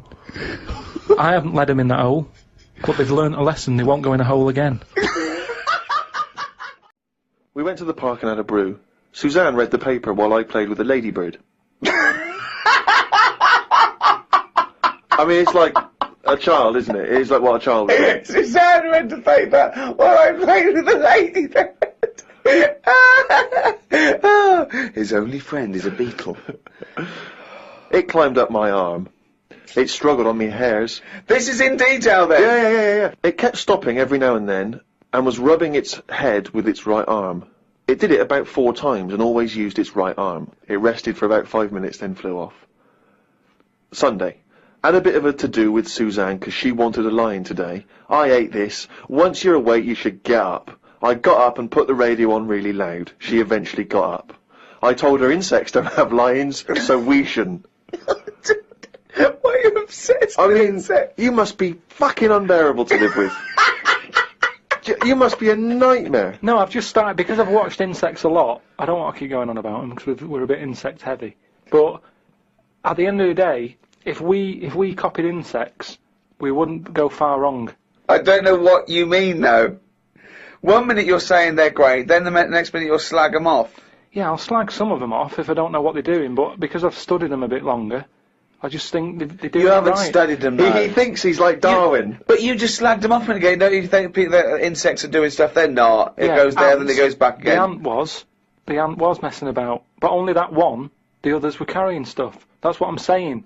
There's snidey ones in everything. In everything in the world, you get a hierarchy. Oh, long words! Ooh. The bookshelf was dusty, so Suzanne asked me to dust it if I get a minute. I ended up looking at every book. Just the spine.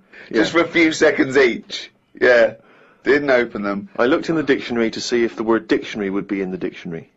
I didn't think they would bother with it being on the front page, but it was in the book as well. It's a good point, though, isn't it? No, it's not a good point, because you didn't tell us anything. Dictionary is in the dictionary. Well, of course it is. Well, why? If you go, how do you spell dictionary, you look at the spine and you go, oh, there it is, D-I-C-C, and all that. So what does dictionary mean? It's a book full of words, isn't it? That's what it means. All books are full of words, you idiot. How to spell them. And if you don't know No, what it's it is... not how to spell them. Alright then, well... How do you look up something? No. It's not a book full of words to tell us what... No. It's the meaning. Give us It's the definition of definitive meaning. dictionary. It's a book full of words if you want to know what the meanings are. But if you didn't know Well, that... sorry, what was that sentence? Yeah, but what I'm saying is, if you didn't know that, then you wouldn't be looking in it, because you wouldn't know the book is about that. So, if you don't know the word dictionary and what it means, you wouldn't be looking at the dictionary, you'd be looking at an A to Z. Because you go, Why oh, leave it there's out, letters. though? Just because there's so many words in the world, I would have thought they wanted to cram as much as they can on a page, and if dictionary is already on the front... Is that why you suddenly used the word hierarchy for the first time ever? Did you find that in there? Did you see hierarchy in the dictionary? I feel I don't know where that that big was. word has pushed out about 26 other more useful ones. Yeah, well, Suzanne's been going on about me learning another language. But I sort of think your brain has only got so much room on it. And the rest of it's filled with lard. So, if I've got to learn everything I know, again, but in a different language, it's taking up space, isn't it? You don't learn everything. Oh, God. It's all What do you mean? storage, isn't it? But you don't have to learn it again. You don't have to learn the concepts again.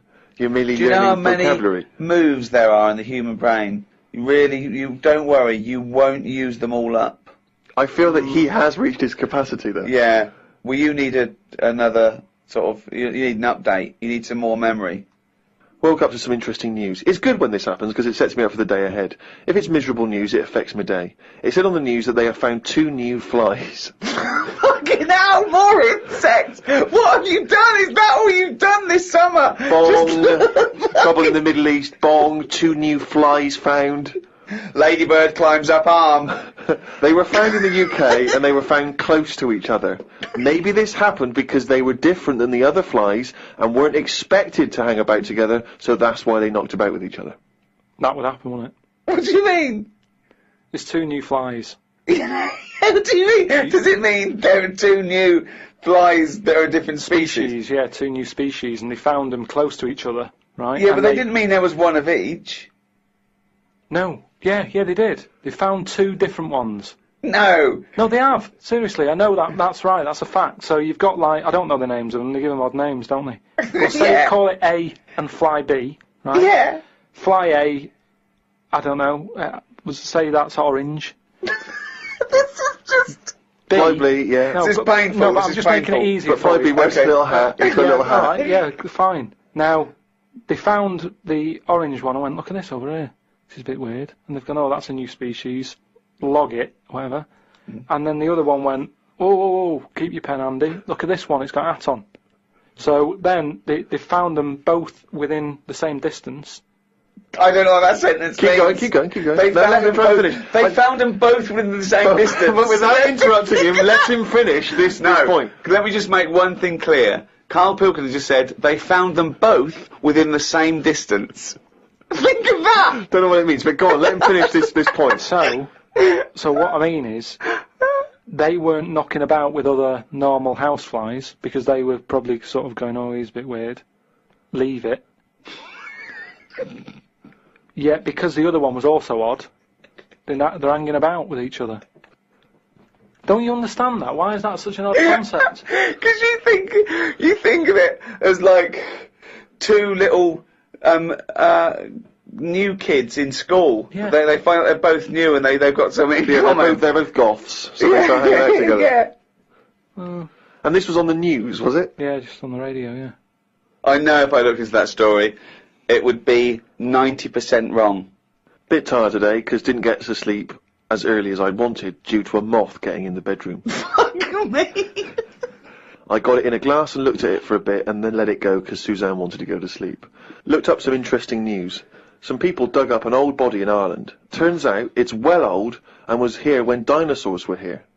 The really weird bit is it had hair gel in its hair. Right, what is it? Fella. Well, no, it wasn't around when dinosaurs were here then. Just a bit after. Right, fine. A lot after, yeah, go on. I think any hominid, anything that could even be linked to anything that may become man, is only about 1 million years old, and I think Homo sapien is probably only about 150,000 years old. Dinosaurs are about 150 million to 250 million. Yeah, no, it's not the age bit, that's amazing. It's the fact of, there's a fella, won't have even had shoes on his feet, Right. and yet he was worried about his hairstyle. Right, well that's definitely not true either. This is unbelievable. Well, there was a man on the radio doing poetry, says Karl in his diary. I thought I'd have a go at doing a poem about today. Not really. Steve, I'm a little bit queasy. He hasn't really written a poem. He's written a small poem. No, he hasn't really. Yes. If moths had eyes... Fuck me! Let me read the poem, okay? Oh, fuck. You wouldn't interrupt T.S. Eliot. Okay. Okay. If moths had eyes, would they be happier? How do they know they're not dead? Cavemen hunting for food, but not before they style the hair on their head. What would last longer in dinosaur times? A blind man didn't stand a chance. Not with all them rocks about. I'd rather be a blind moth. Right. It may be the greatest poem ever written. Just dissecting it briefly, you attempt to rhyme in the first 4 lines, but abandon the rhyming system in the last 3. Is there a creative decision for that? Can we have Karl read that? By all Sorry, means, yeah. just you read it as you would like to. So this is, imagine this, right? Okay, this is going out all over the world. This podcast. And now, Karl Pilkington, a new poet from Manchester, now living in London, England, would like to read a poem. If moths had eyes, would they be happier? How do they know they're not dead? Cavemen hunting for food, but not before they style the hair on their head. What would last longer in dinosaur times? A blind man didn't stand a chance. Not with all them rocks about. I'd rather be a blind moth. We had bacon and egg on toast. I'm eager to get through the brown sauce, as the bottle is too big to go in any cupboard, so it has to be left on the sideboard. So I had about 4 dollops of the stuff. I love that, because, you know, that made it into the diary. He's concerned about the fact that brown sauce is too big, so he's rushing through it. I know, but I'm just saying the kitchen isn't that big, and it looks messy when you leave stuff out, doesn't it? And we've got this giant brown sauce bottle, and I don't want to chuck it away because that'd be a waste. So you're having brown sauce and everything, your cornflakes, yeah. in your tea. Yeah. A wasp got in the flat. You know trouble's brewing. It was massive, the biggest wasp ever. Suzanne asked me to get it out, but I wanted to take a picture of it first. I was getting my phone ready when it flew at me. I reckon the sting on it could have killed a kitten.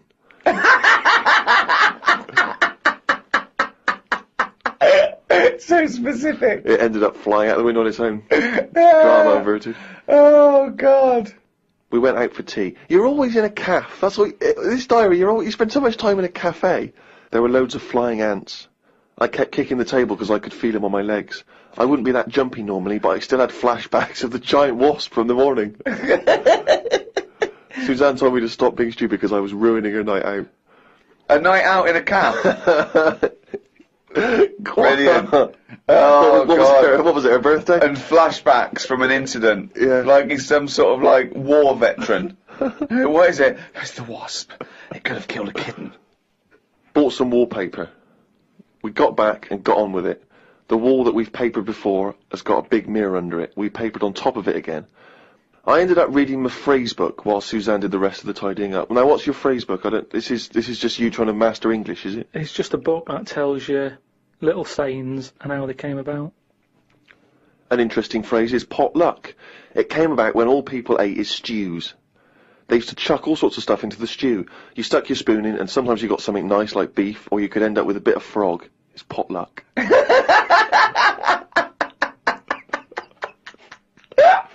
Good, isn't it? That's what it said in the book, did it? A bit of frog. Got up and checked the wallpaper out. There are loads of air bumps, and it's buckled on the joins. I wish we'd never done it. Suzanne said the washer was broke and it's out of its warranty. She called up the people who made it and they said it will cost £150 to fix. I don't know how they know that when they haven't even seen it. I want to smash it to bits and see what they can do for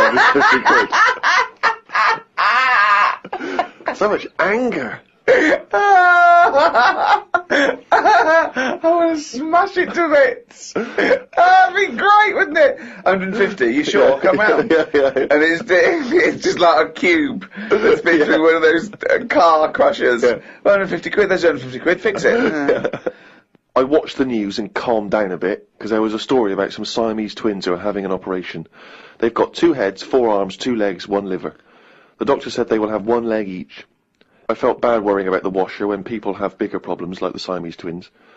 Ricky and Steve asked me to do a poem about 1 day a week, so I thought I'd do one today. I can't obviously do it justice, so I should let the master read it. You've done another poem? Yeah, you said, just do one. If you have a day where you've had a lot of emotions. Well, I loved the poem, and so did the listeners, and I knew they would, so if you can do that every week, that'd be a joy for me. You can't force a poem, though. No, I know. A diary's easy to do, because you just write down what you're doing. But you've got to have some really meaty subject matter to be able to write a poem, Rick, as you'll discover. I know. Right, so, you've heard what problems I had that day. Go on then. Bubbled wallpaper. What a mess. Washer dry and knackered. What a mess. Siamese twins separated. 1 leg less. There was an animal in the paper today that I've never before seen. It's called an alpaca.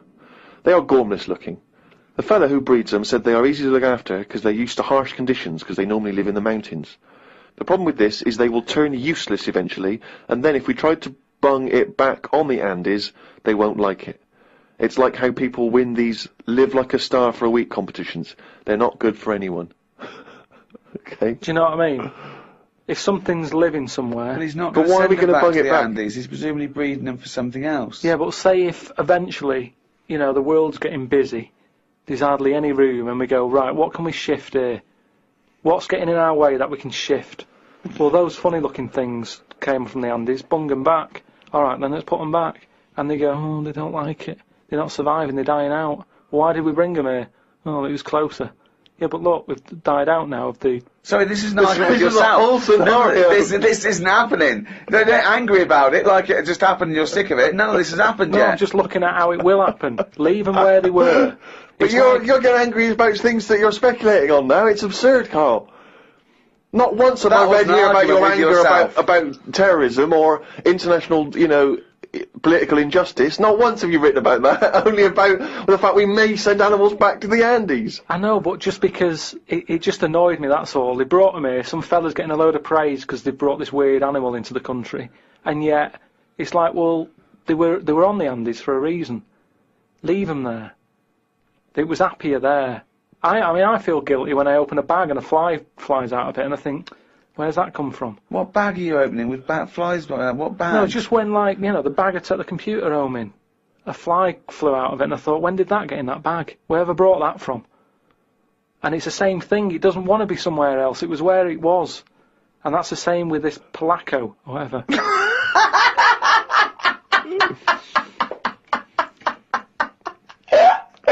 Oh, God! It's amazing! It really is the ramblings of a madman, isn't it? Some new sea thing has been found. There's no headlines on the news.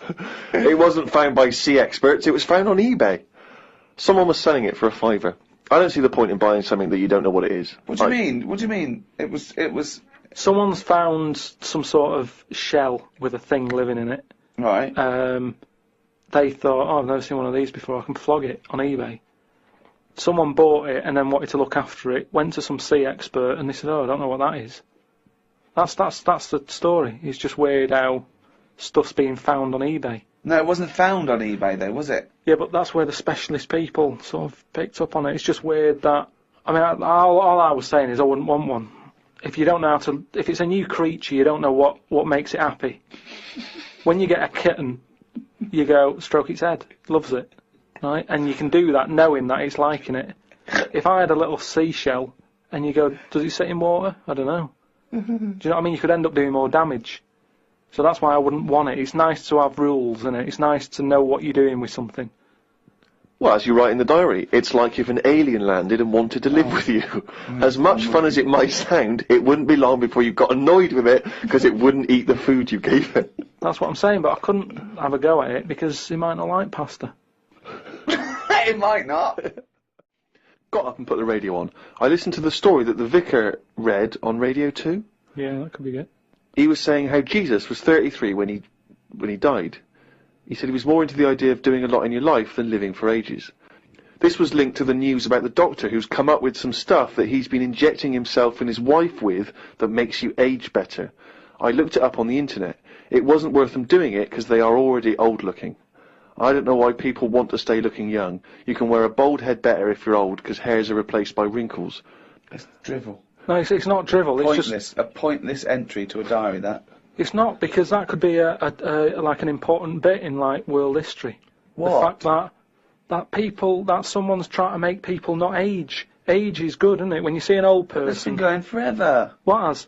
People trying to age better. No, but he's talking about if you're 90, he wants people to look like they're 30, and that's not good because how would the world run when that's going on? Well, I agree. But when again, people- it's not a revelation. If I like chatting to old people because they know a lot of stuff.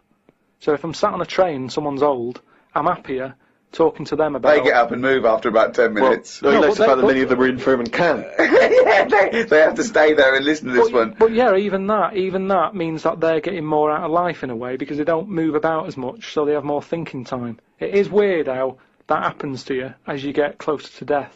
Jesus. You know, you're not working as much because you're resting, and you can think back about your life, and you can think, oh, I had a good one. Actually, it's not been that bad. Whereas if... But you must have started that now, because you've been doing nothing for the past 3 months. Yeah, but I'm just, well, like I'm saying, it is a good thing for you to do, to sort of think about what you've been doing with your days and your weeks. And how stuff. do you assess your life so far? With all this spare time you've had in your hands and moping around and moaning about your illness and just sitting round, right? You've been introspecting, have you? Yeah. Go on then. What have you come up with? I haven't come up with anything. I'm just, I'm just, I have an all right life, and things are changing.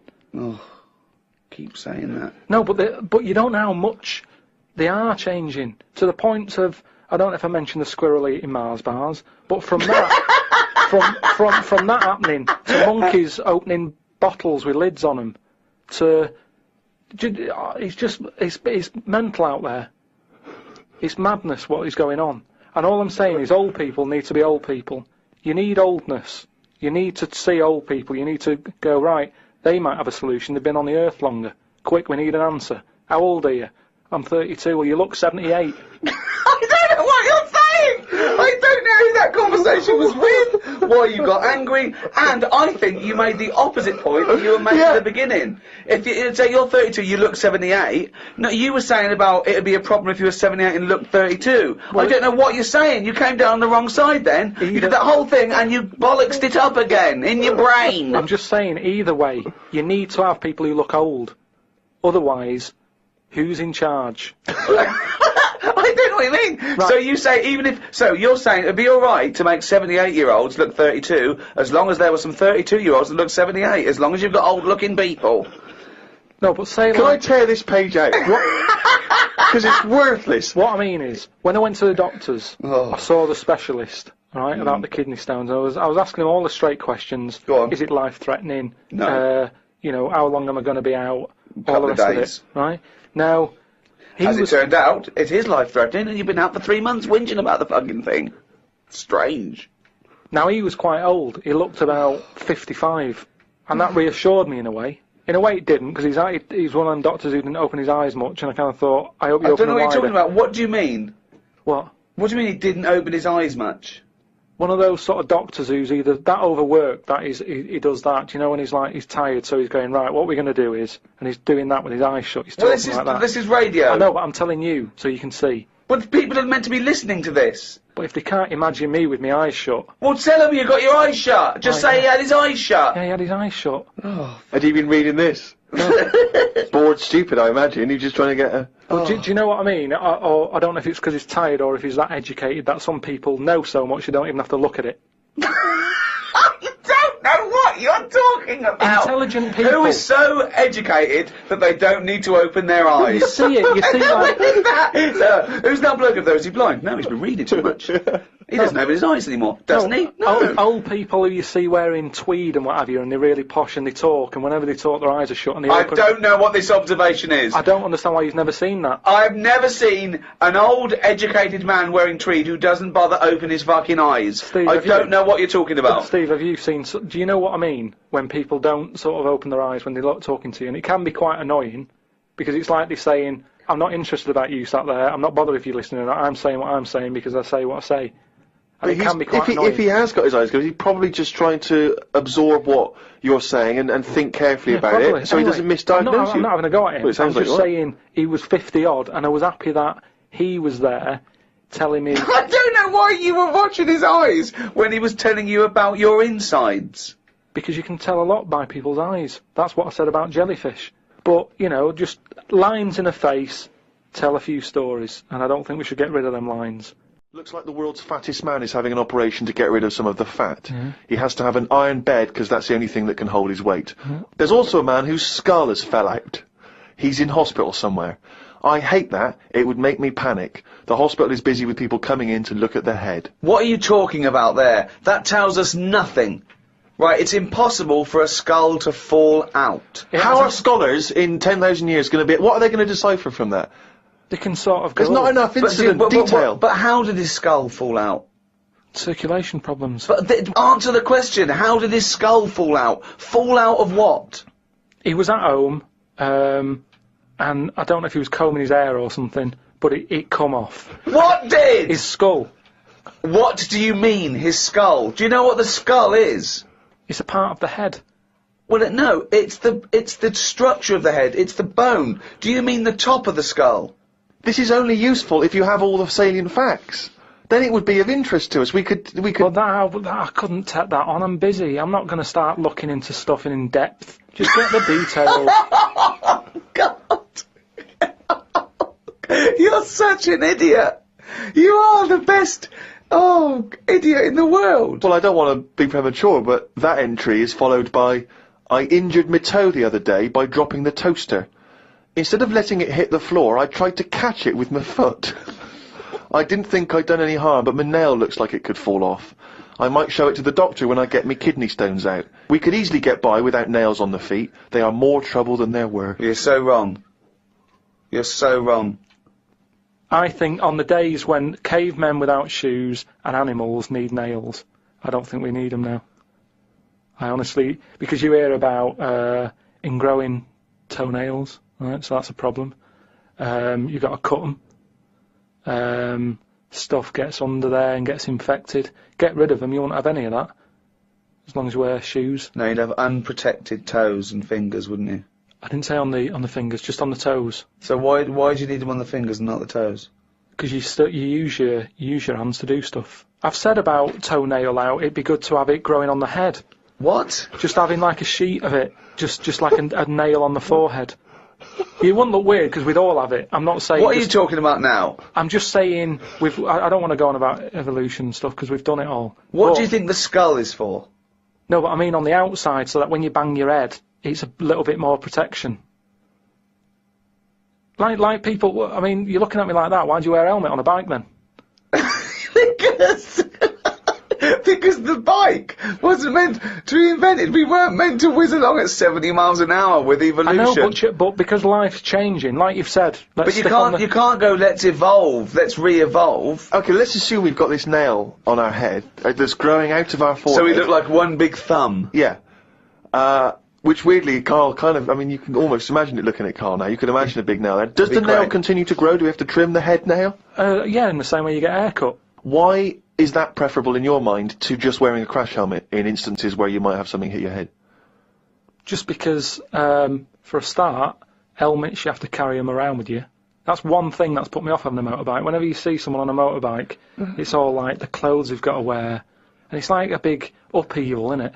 It's you know, if you have a car, you can get in with your shorts on, your flip-flops on. A motorbike, it's like you're an astronaut or something, and you're only nipping down the road for some milk. Do you know what I mean? So, what I'm saying is get rid But does it annoy you having to put shoes on every day, and underpants, and a vest, and I don't know. No, but once they're on, I'm not carrying them. They're on me. If I had to then take the shorts off for whatever reason and walk around holding them, I'd go, I can't be bothered. I don't like holding a bag. I don't like bags. We carry too much around with us now. I don't like carrying stuff. It's just a hassle, isn't it?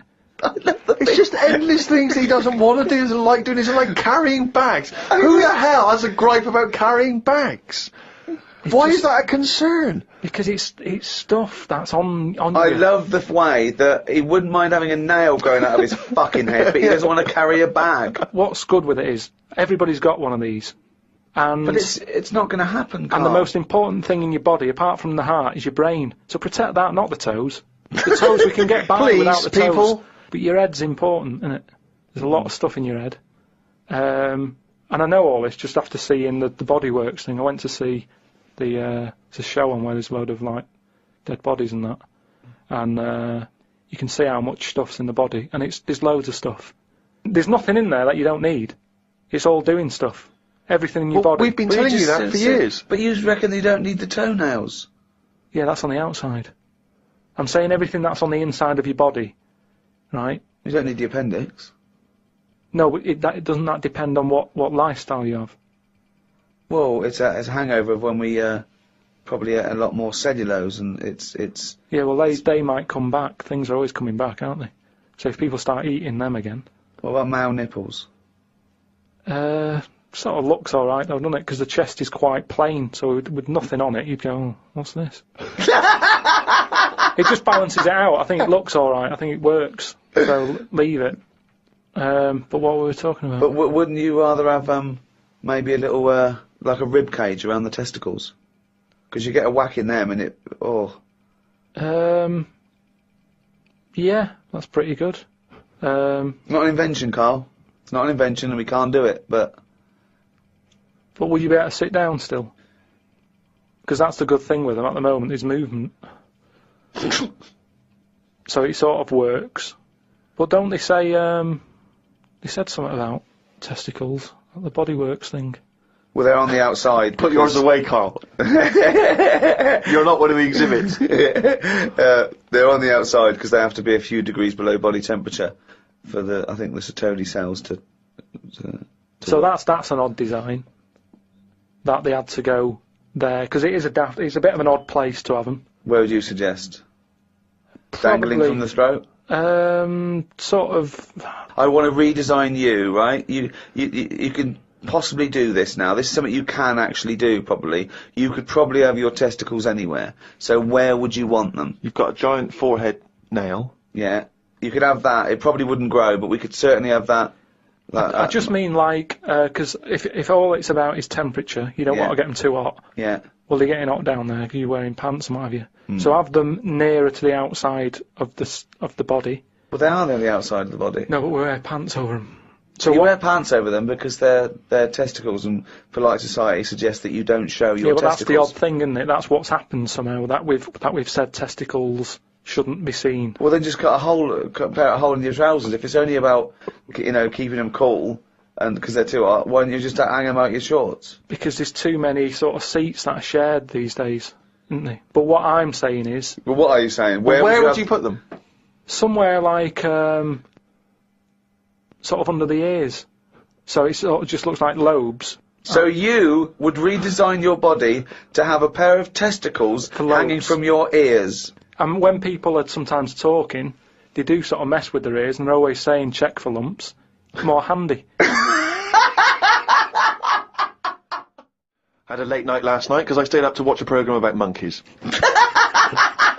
It's already good! Of course you did. It's already good! Now, before I read on, I mean, is this not some kind of monkey news? Is this not a late return to monkey news? Well, it's not that good. Is it not?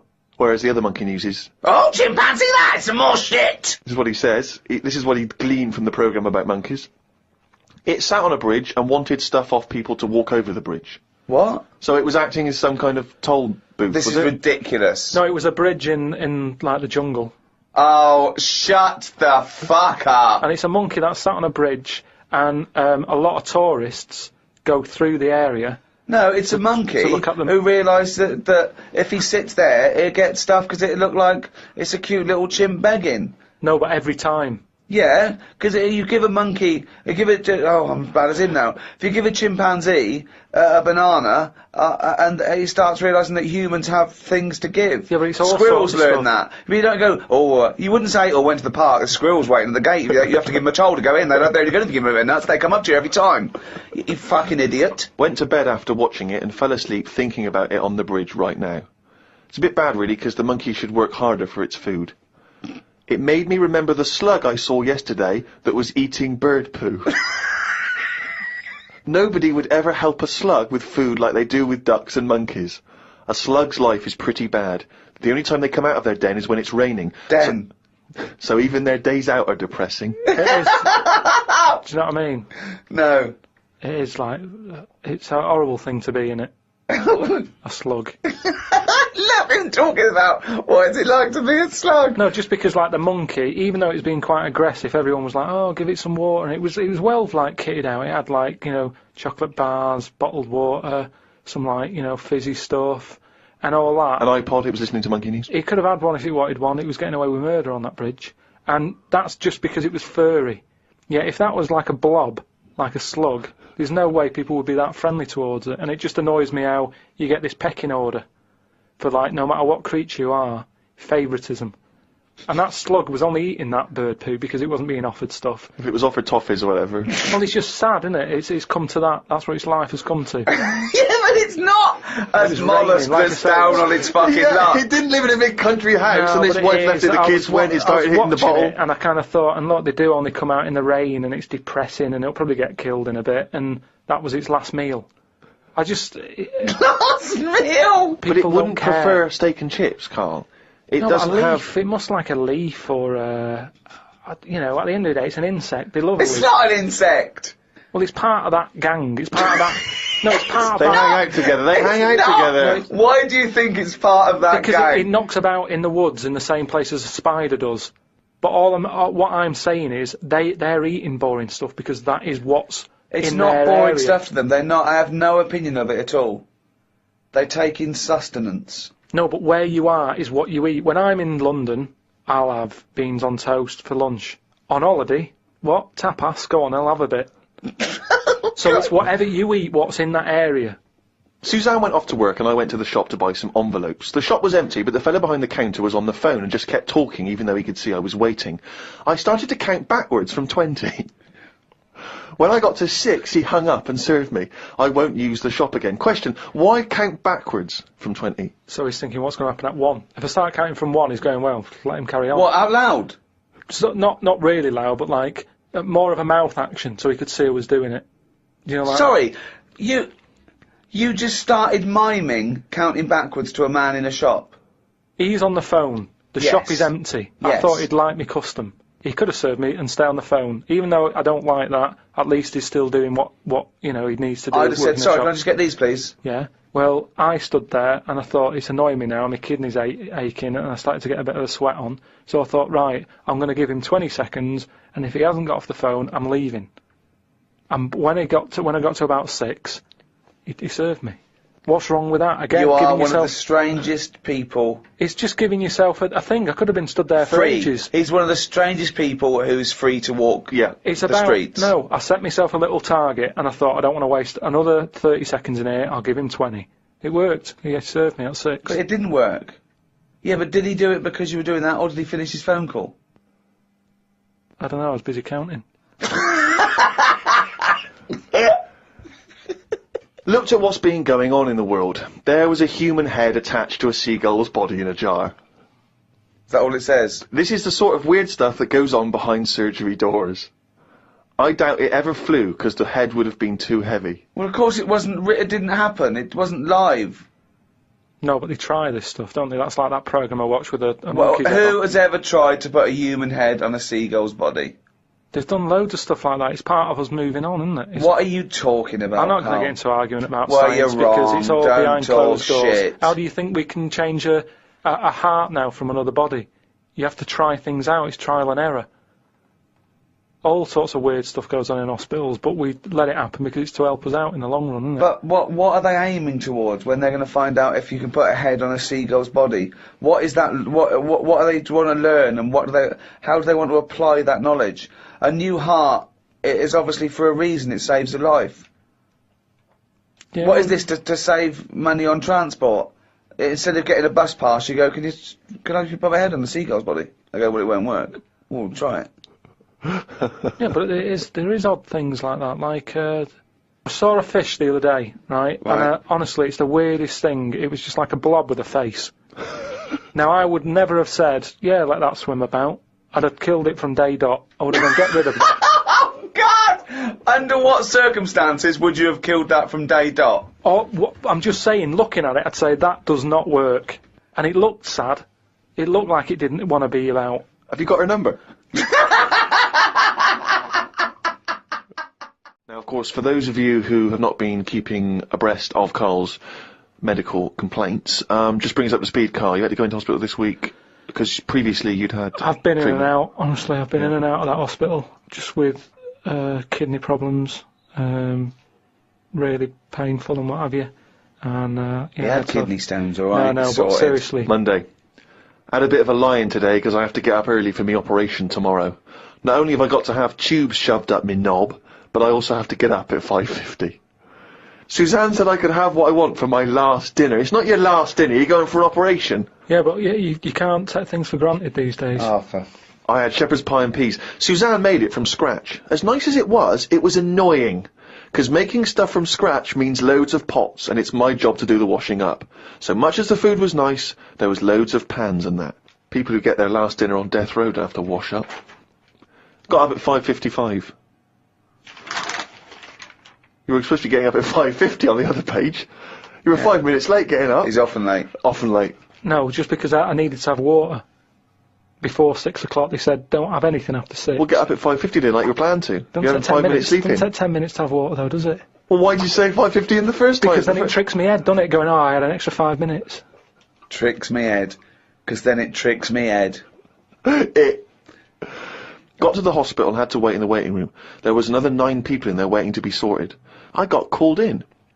They sat me on a bed and took all my details down. 5 minutes later I'd been knocked out.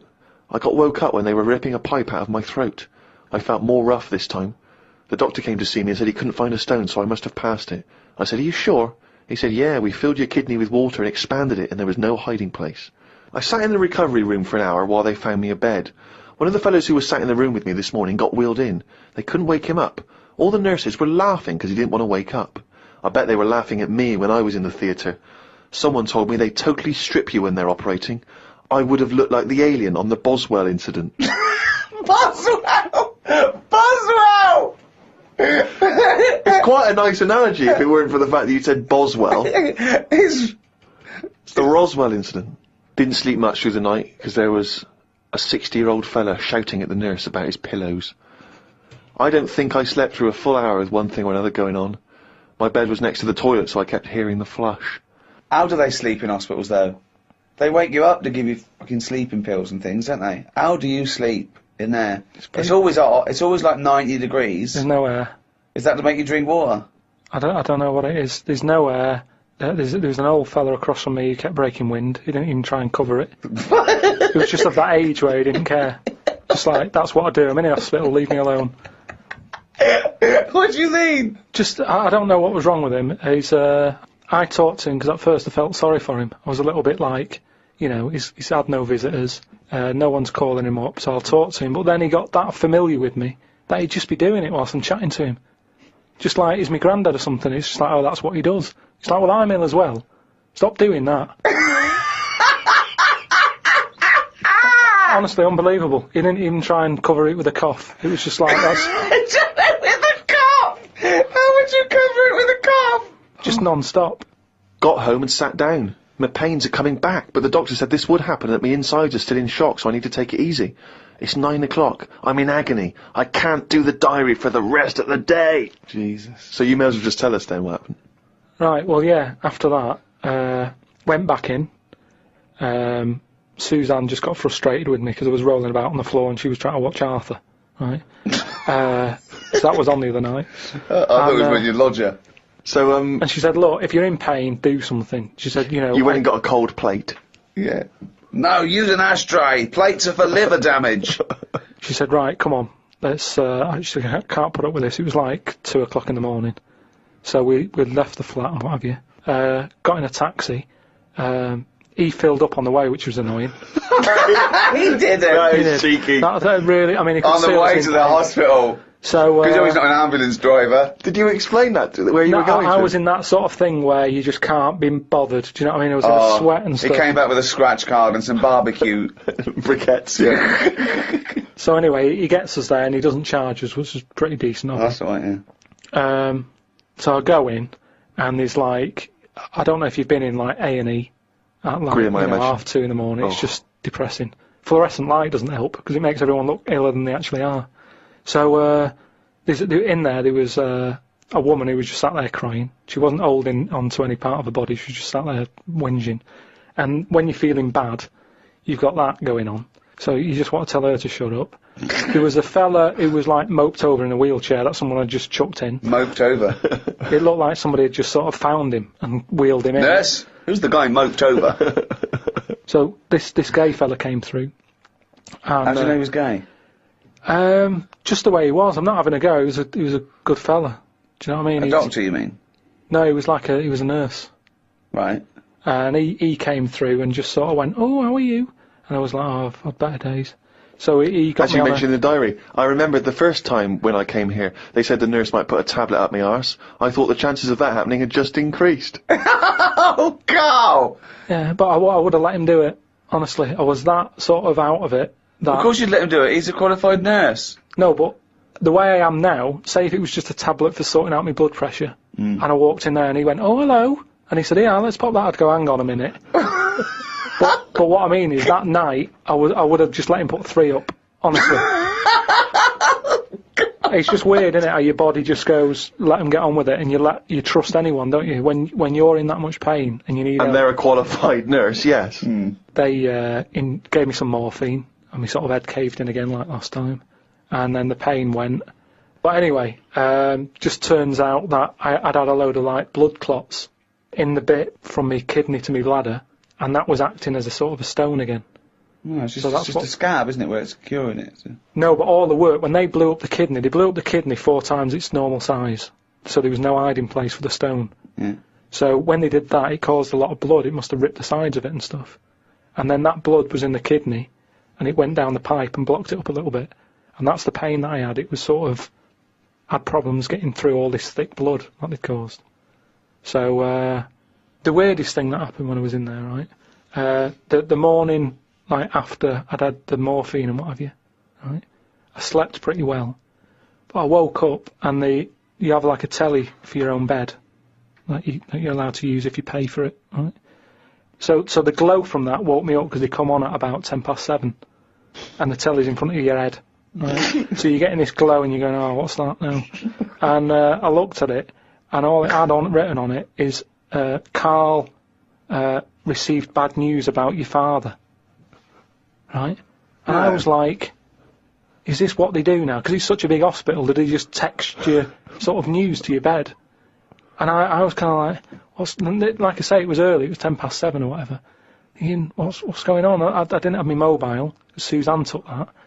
And I was looking at it, I read it again, I thought, it might come up with more, like, what's up with him? Turns out it was just a review for Neighbours. It just tells you... It tells you what's on the telly that day. And there's some fella in Neighbours who's called Karl, whose dad went bad. So that sort of woke me up a bit. I had a bit of a shock then. It was kind of like... So I was wide awake at like 7:15 in the morning because my heart went a bit fast because I thought something had happened to me dad. Karl, of course, has written a poem about the experience entitled My Ward. All I've done here, I've been through I don't know what the word is, a bad experience. Trauma. A trauma, yeah. I've been through a load of trauma. Mm. So I'm just finishing it off with a little sort of picture for people. Go on then. In my ward. It's called my ward.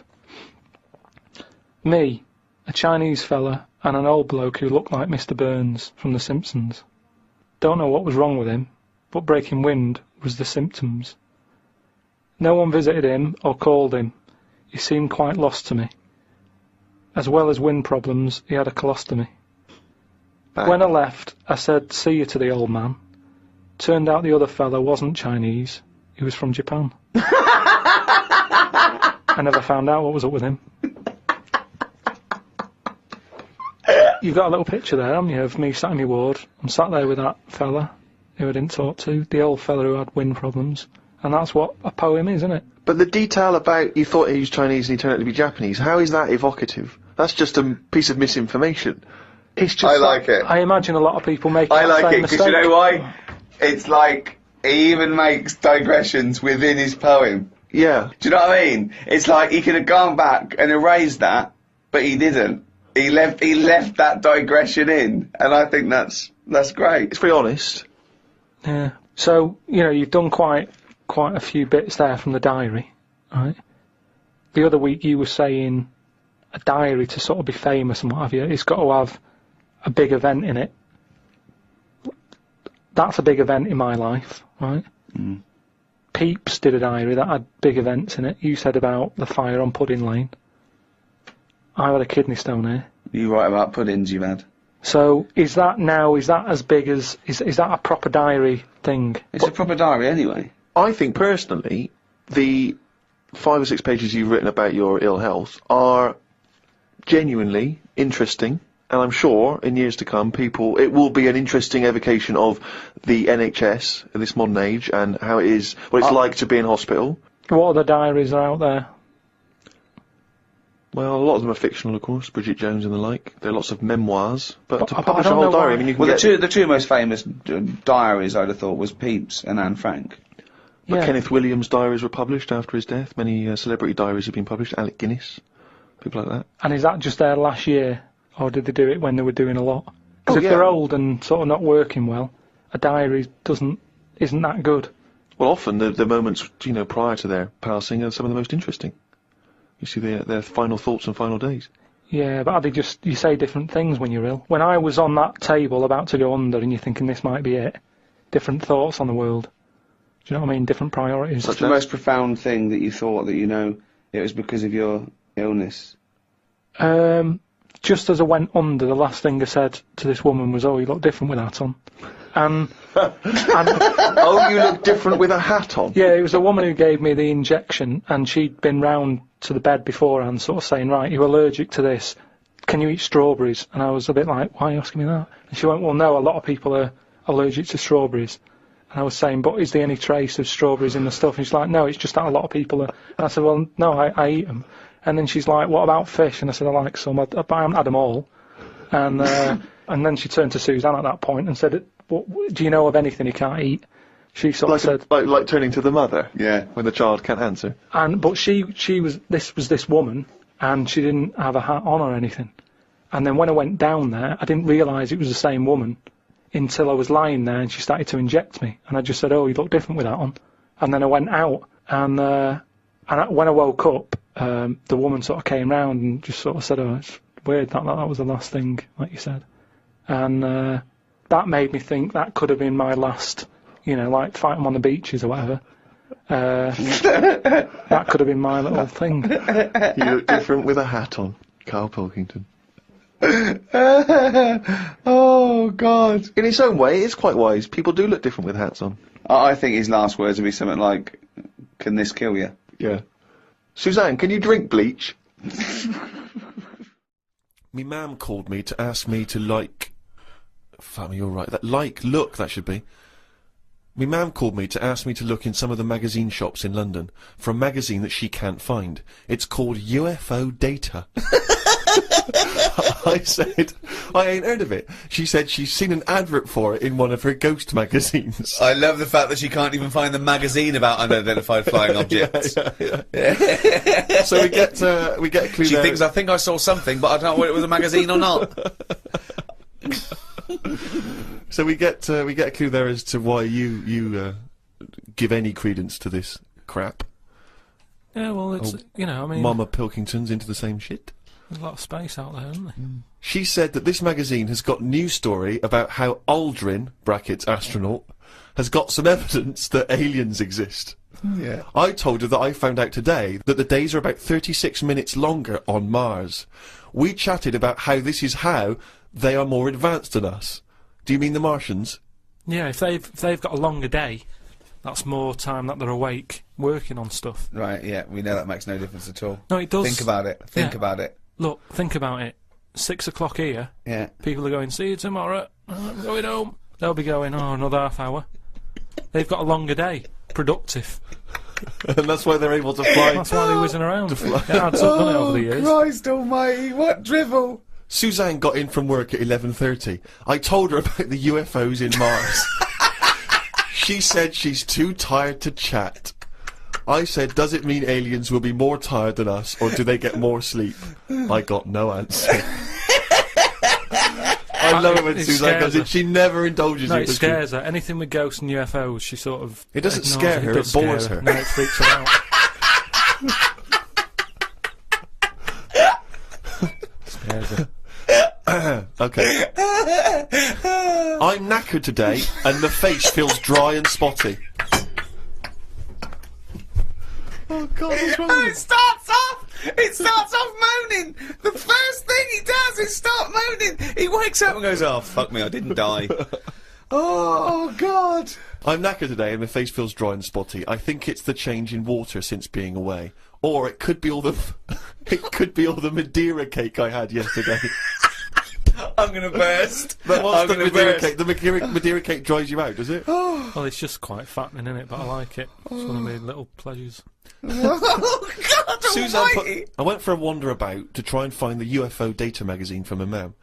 I didn't know which category to look under. There were too many magazines. I noticed how on the rude magazines, the women are being pretty rude on the cover, but on the gay magazines, it's just a fella smiling, showing a bit of arse. I don't know why gay blokes would buy it. Blokes have got their own knob to look at if they like knobs.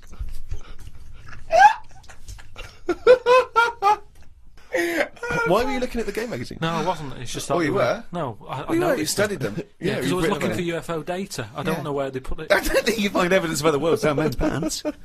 Yeah, I don't think you want to boldly go where no man has ever gone before, Karl. I had no luck trying to find the UFO Data magazine. I will try some other shops. He writes UFO Data magazine every time. He can just put UFO mag, but No, but it reminds me. You want to be Sort of, specific. if I write stuff down, it means that I remember it more. Sure. So, still looking for it. Got some posts from Oxfam. They're flogging animals for Africa again. They've got new animals in their catalogue now. They've got donkeys and alpacas. Donkeys 50 quid, alpacas £20. I don't know if this is a special rate or if I could get one from a mam. She's been saying how they've been missing having a pet since they had the cat put down. Sorry, you don't get it.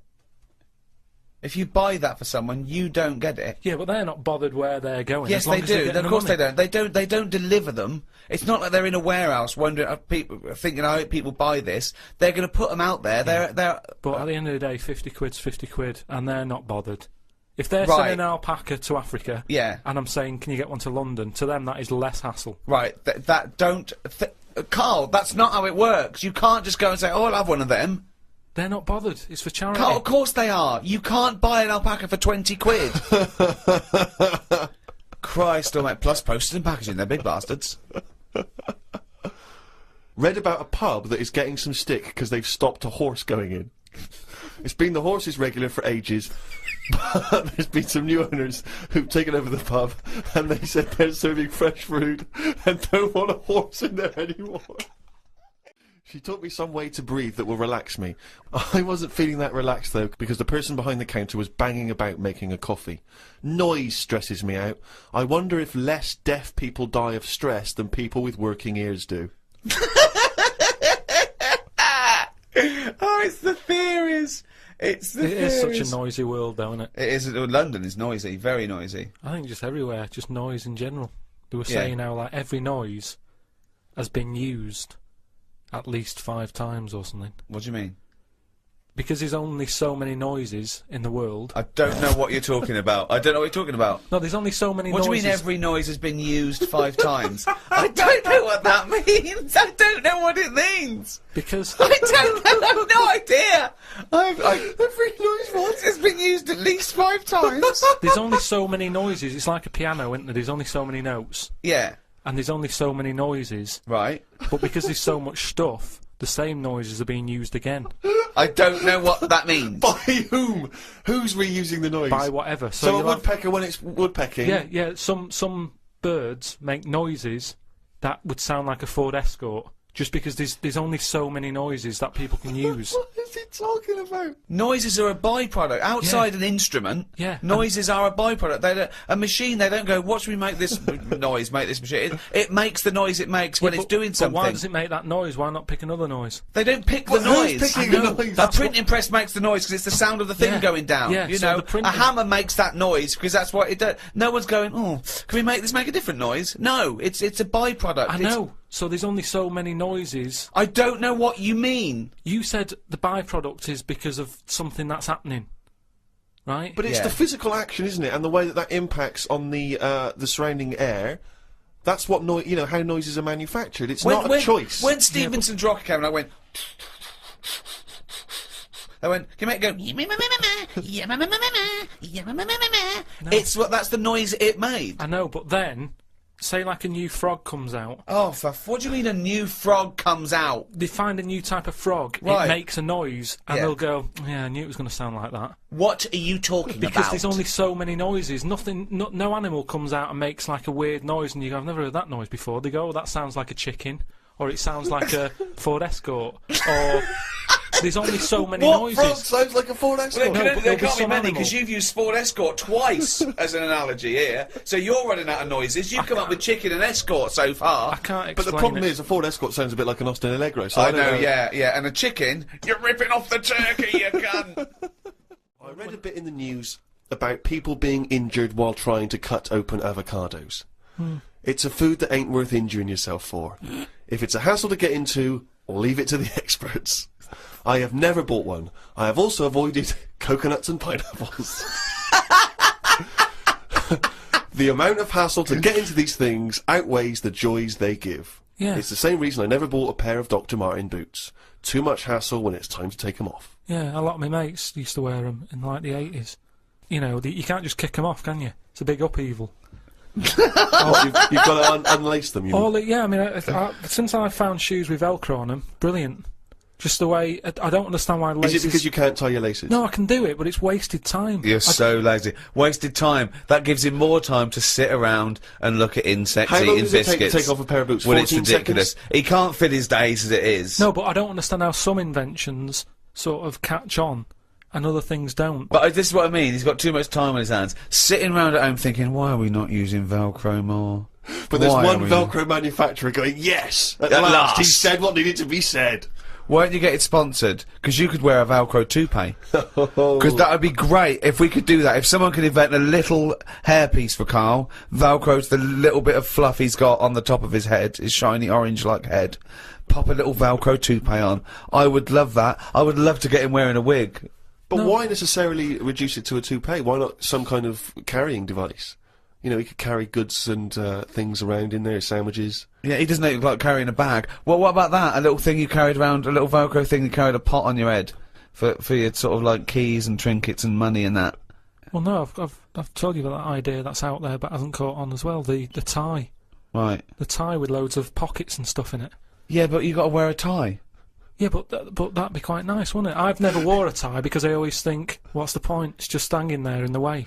Can you imagine this image of Karl walking around in his big Velcro shoes, a tie with an apple stuffed in it, car keys, iPod? No, but don't you think it's a good idea? Would you wear it with a shirt and collar or just a t-shirt? No, wear it with a shirt. That's what I'm saying. It's an invention that will smarten up the world. Now, a tie, what does a tie do exactly? Yeah. What does it do? Nothing. Right. So I'm saying make it do something. But I'm saying don't wear it at all. Pop your keys in the trouser pocket. No, or because take a bag. because the world is getting more and more scruffier, isn't it? When you look I don't know what that means. I don't know what that means. When you look back at, like, Victorian times and everything, everyone wore a hat. Right? They wore a tie, they wore a suit. And it was a nicer looking place to look at. When you see it on pictures, you go, what a smart world that is. Well, you can't see cholera and things on pictures, but sure. No. No, but I'm just saying it's better to try and cover it up with a bit of, you know... Cloth. Yeah. Yeah. The world looked nicer with more cloth. Whereas now everyone's roaming about scruffily. So what I'm saying is, if we make the tie more useful and give it a purpose, it might come back and the world will look tidier. But a tie, its purpose is to look smart, really. Well, originally it was because we didn't have buttons, so it kept the collar up at the front. That was the invention. It was a useful invention, the tie. Yeah, it was called a tie. It tied together, okay? Yeah. So then, when we had buttons, now we didn't really need the tie, but it was a symbol of smartness, like saying, I've made an effort, okay? But now... that would go away. So now, you wouldn't look smart with a tie. They'd go, oh look, it's like a bag round his head with his apples and oranges and his keys and his sticks he's making a nest out of. So it would be scruffy. It would make the tie scruffy, so it would defeat the object. So now when you're carrying stuff round, I mean, crawling on all fours because your shopping's so heavy round your neck, they'd go, look at that scruffy fucker on all fours. Oh look, but look at his lovely head of hair. It's Velcro! It's a hat! Yeah, well, that's the other problem, isn't it? I can't go back to a wig now. My theory about reading old news is right. It's less bad when you know it's old. It was a story about a weatherman who was fired yesterday for having a nude picture of himself on the internet. But that happened 2 days ago. He's probably got another job by now. So old news isn't as shocking. Well, old news isn't news though, is it? It's olds. What are you doing? Just reading the olds? No, but what I mean is, if someone... Stick the video on of last week's news, I just want to catch up on the olds. Yeah, but then it's still news. News is something that you don't know, isn't it? If someone tells you that's everything to you. That's information, Karl, not news. Yeah. But news is information. No, the key with news is the word new. No, I don't think it is it? It's just information, but they tell you at 10 o'clock at night. It's like, what information's gone on? Bong. Here's some information. Yeah, that you didn't know before because you couldn't have, because it only happened today. Bong. Yeah, but never mind that. I'll tell you in a couple of days. It doesn't matter as long as you get the same info. Bong.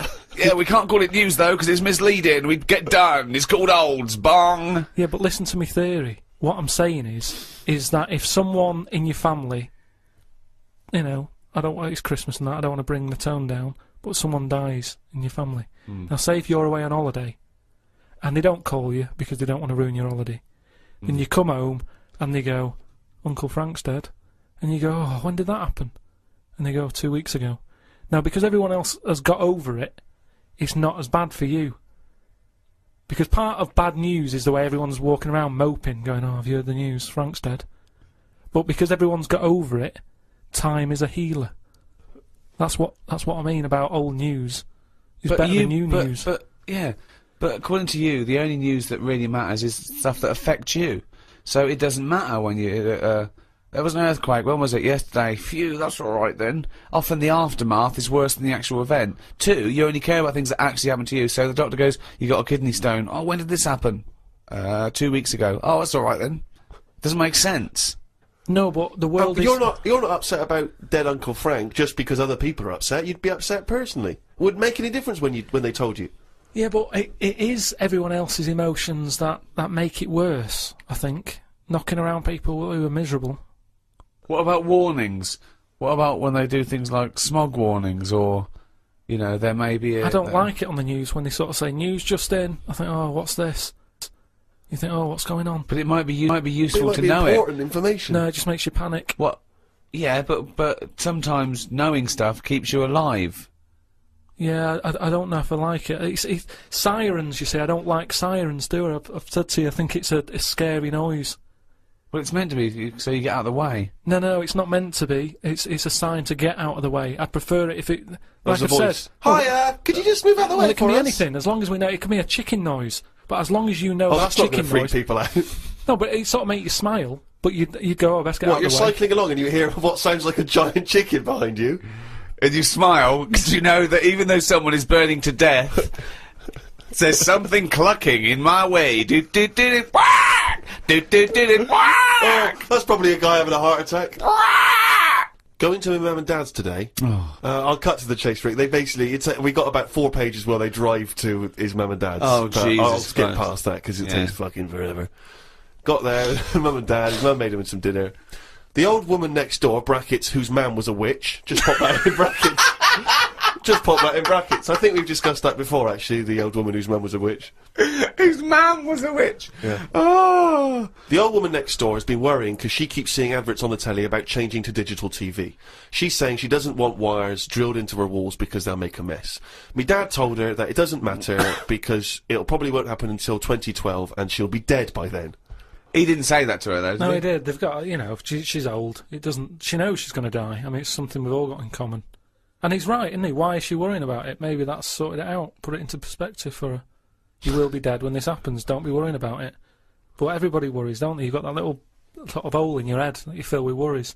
You know, everyone's got to fill that little worry hole with worries, and that's hers. Worry hole. Everyone's got to fill the worry hole with worries. worry. We've assume that there's a worry hole. A worry hole. With I love the fact that, you know, doctors in a million years would dig this up and go, humans used to have a worry hole.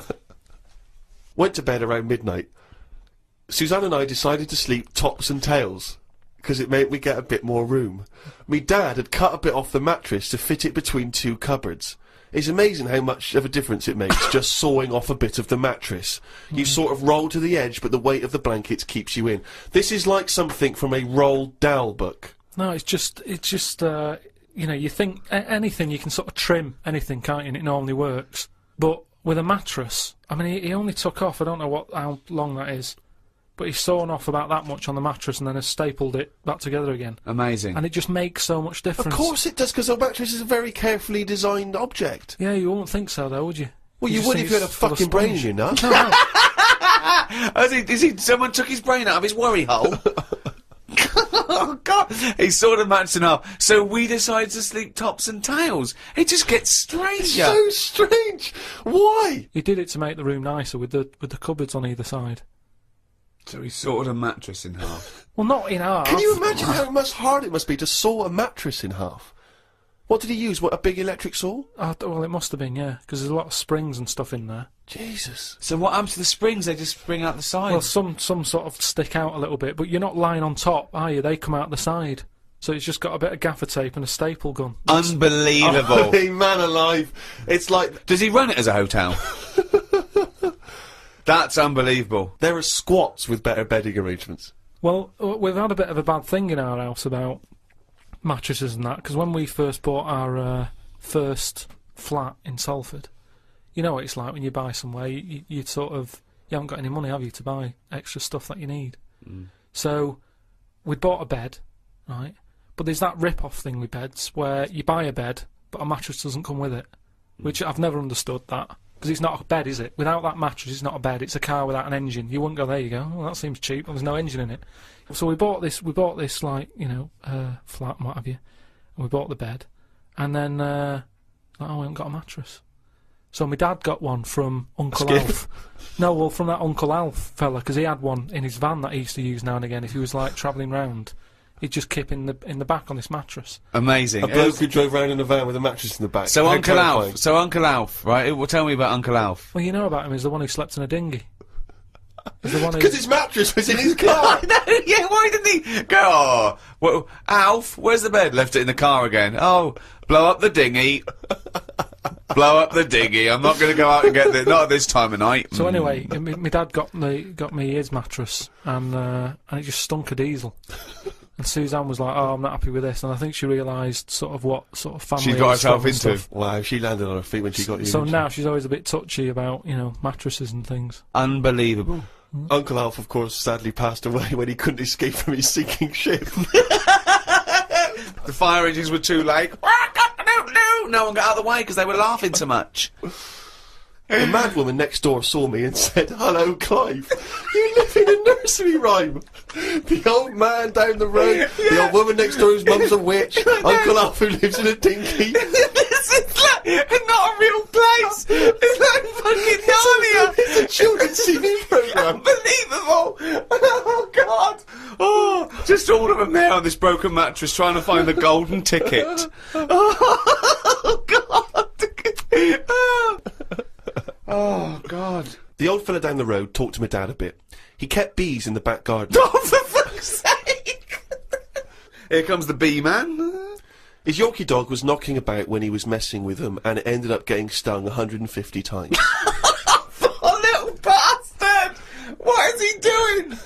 It's not dead, but it cost a lot to get all the stings out. I don't know why people keep dangerous pets and insects. The amount of gear he had to wear to play with them is barmy. I don't think he's playing He's with not the bees. playing with him, is he? Well, what is he doing then? Well, I don't know, but I think you should get the dog the same protection. Yeah, but that's just it, isn't it? It's like you can't mix your pets. If you've got a snake, you don't have a mouse. Do you know what I mean? They don't get on. And it's the same with them. Don't have bees. I can't imagine one bit of enjoyment. The only thing he does is the honey. And it's like, well, how much is that to buy? It's not worth messing about wearing a big white suit just to get some honey. There's a shop down the road. Bees are kept for a very good reason, aren't they? What? For honey. Yeah, no, but like I say, you can buy honey for next to nothing. Where do you think... What do you mean? But where does the honey come from that you buy? Yeah, from some proper bee farm. Let Yeah. them do it. All he's doing, he's not making loads of pots of honey. He's looking after himself. And the thing with honey is it doesn't go off either. No, it doesn't, no. So get 10 bees, Yeah. get the honey made, kick them out. But you eat the honey, that's the point. Yeah, I know, but It that's doesn't. honey. You can't eat it and then it's still there in the jar. It's not magical. Maybe in your world, No. yeah, Uncle Fred had that never-ending jar of honey. But how much honey do you eat? What I'm saying is, it's one of them things in it that you buy, and you can move into a new house, buy some honey, and when you leave that house, that honey's still in the cupboard. You don't eat that much of it.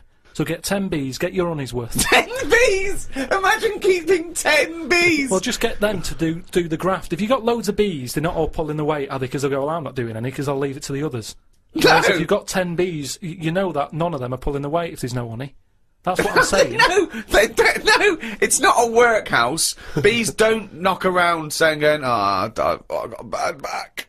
Anyway, back to this reading from the twits.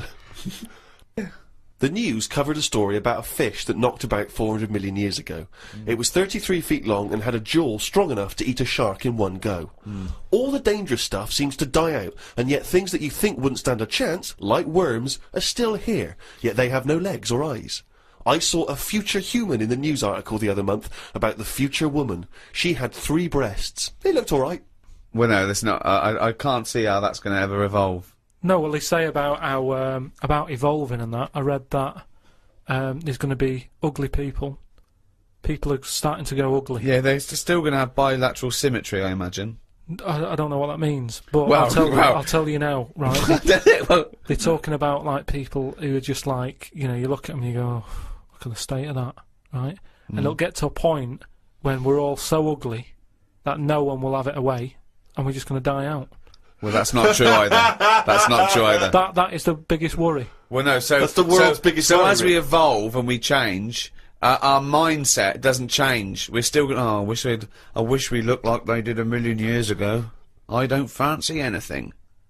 No, but look at Look how things do change. But why are we all going to get uglier? I don't understand. It's just the air and stuff, isn't it? It's just The air or yeah, the just, hair? you know, the air that we breathe and stuff, and the food we eat. Everything's changing, and we're not going to look that healthy, and we're just all going to go ugly. You've only got to look at some stuff that's in the sea, and you think, look at the state of that. What's and that's that got because to do with the human evolution. But the stuff Because in the they've been sea is around still longer. propagating. Yeah, but they've been around longer than us. But it's still reproducing, so your theory falls down. But they're deep down, aren't they, in the dark, so they probably can't see what they're having it away with. If they were up on the outside, they'd have died out ages ago. Why? Because they wouldn't fancy the other stonefish or Yeah, because they're sea really slug. odd-looking. I can't remember the name. I think it was a viper or something. It was just a head. But Carl, A the fish reason... that's just a head. It was well ugly. Watched a programme about the twins this morning. It was filmed 16 years ago. They are mental. They did everything together, including the vacking up. Phone calls had to happen twice so they could both have the same chat, and they said the same stuff at the same time. Well weird. The bloke who I watched it with, I don't know who that is, just some homeless guys that you just invited into the No, flat? just someone I've been sort of working with. Sure, a mate of yours. He said he fantasised about having it away with a pair of twins. I don't see the point in this. If you're going to have two of something, I would prefer to have two different. Have two different women. If I had two cars, I wouldn't have the same one twice. Same rule with women. I don't even normally like buying the same pair of trainers twice in a row.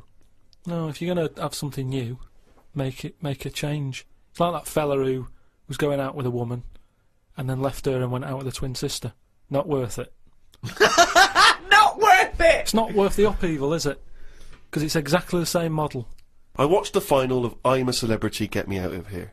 It was between singer Jason Donovan, singer Mylene Klass, and singer Matt out of a boy band.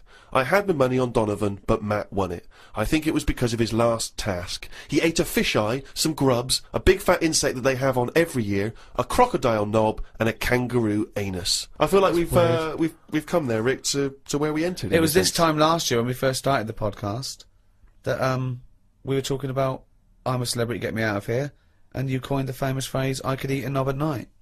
Yeah. So it's full circle. It's just the last series finished recently, and it was astounding that he ate a crocodile knob, he ate a crocodile eye, he chewed up and swallowed a kangaroo's anus, which I to be honest, I didn't know was a food stuff. Could you eat any of that? If I had to eat any of them, it would have to be the anus. What, really? Yeah, more than the other stuff. I couldn't eat anything that's still alive. No. I 'cause, agree. I I think it's couldn't a eat bit- any of that. I bit don't know under what circumstances I'd have to go, right, that's it now, we're not going to survive, the ship isn't coming, there is nothing on this island I can eat, give me the crocodile's penis. So it wouldn't bother me. I could eat anything. I could do almost all of the challenges on that programme, but I couldn't cope in the camp. I couldn't cope with the lack of food and the uncomfortable bed. That's all that would do my head, and I'd drive people spare, whinging and complaining. I couldn't cope with any aspect of it except the physical challenges. I couldn't cope with sleeping with people snoring, the things crawling over you. I'm not so squeamish about that, like snakes and things. That's all right. But the eating is ridiculous. It's out of the question to eat a worm or a grub. It doesn't concern me. I don't know why. I don't see really what the difference in it. The texture's probably the same as lots of other things. What would hunger do to you, though, do you think? Would you think I would change? Do you think, if it really was a choice, if someone said, and I knew I would die if I didn't eat worms... I think you would, yes. I think you'd complain and you'd whinge for a while, and you'd try and put it off, and you'd hope a ship would turn up. But when it didn't, you'd start chowing down on a bit of crocodile anus. But then where's the rest of the crocodile? Well, yeah, that's I a say good who's point. been eating that? How come I've got this? You know, you're meant to work together as a team in bad time, and yet I'm being handed an anus. Forget it. Woke up to the news about an elephant in India that had sore feet, so the locals have made it a big pair of slippers.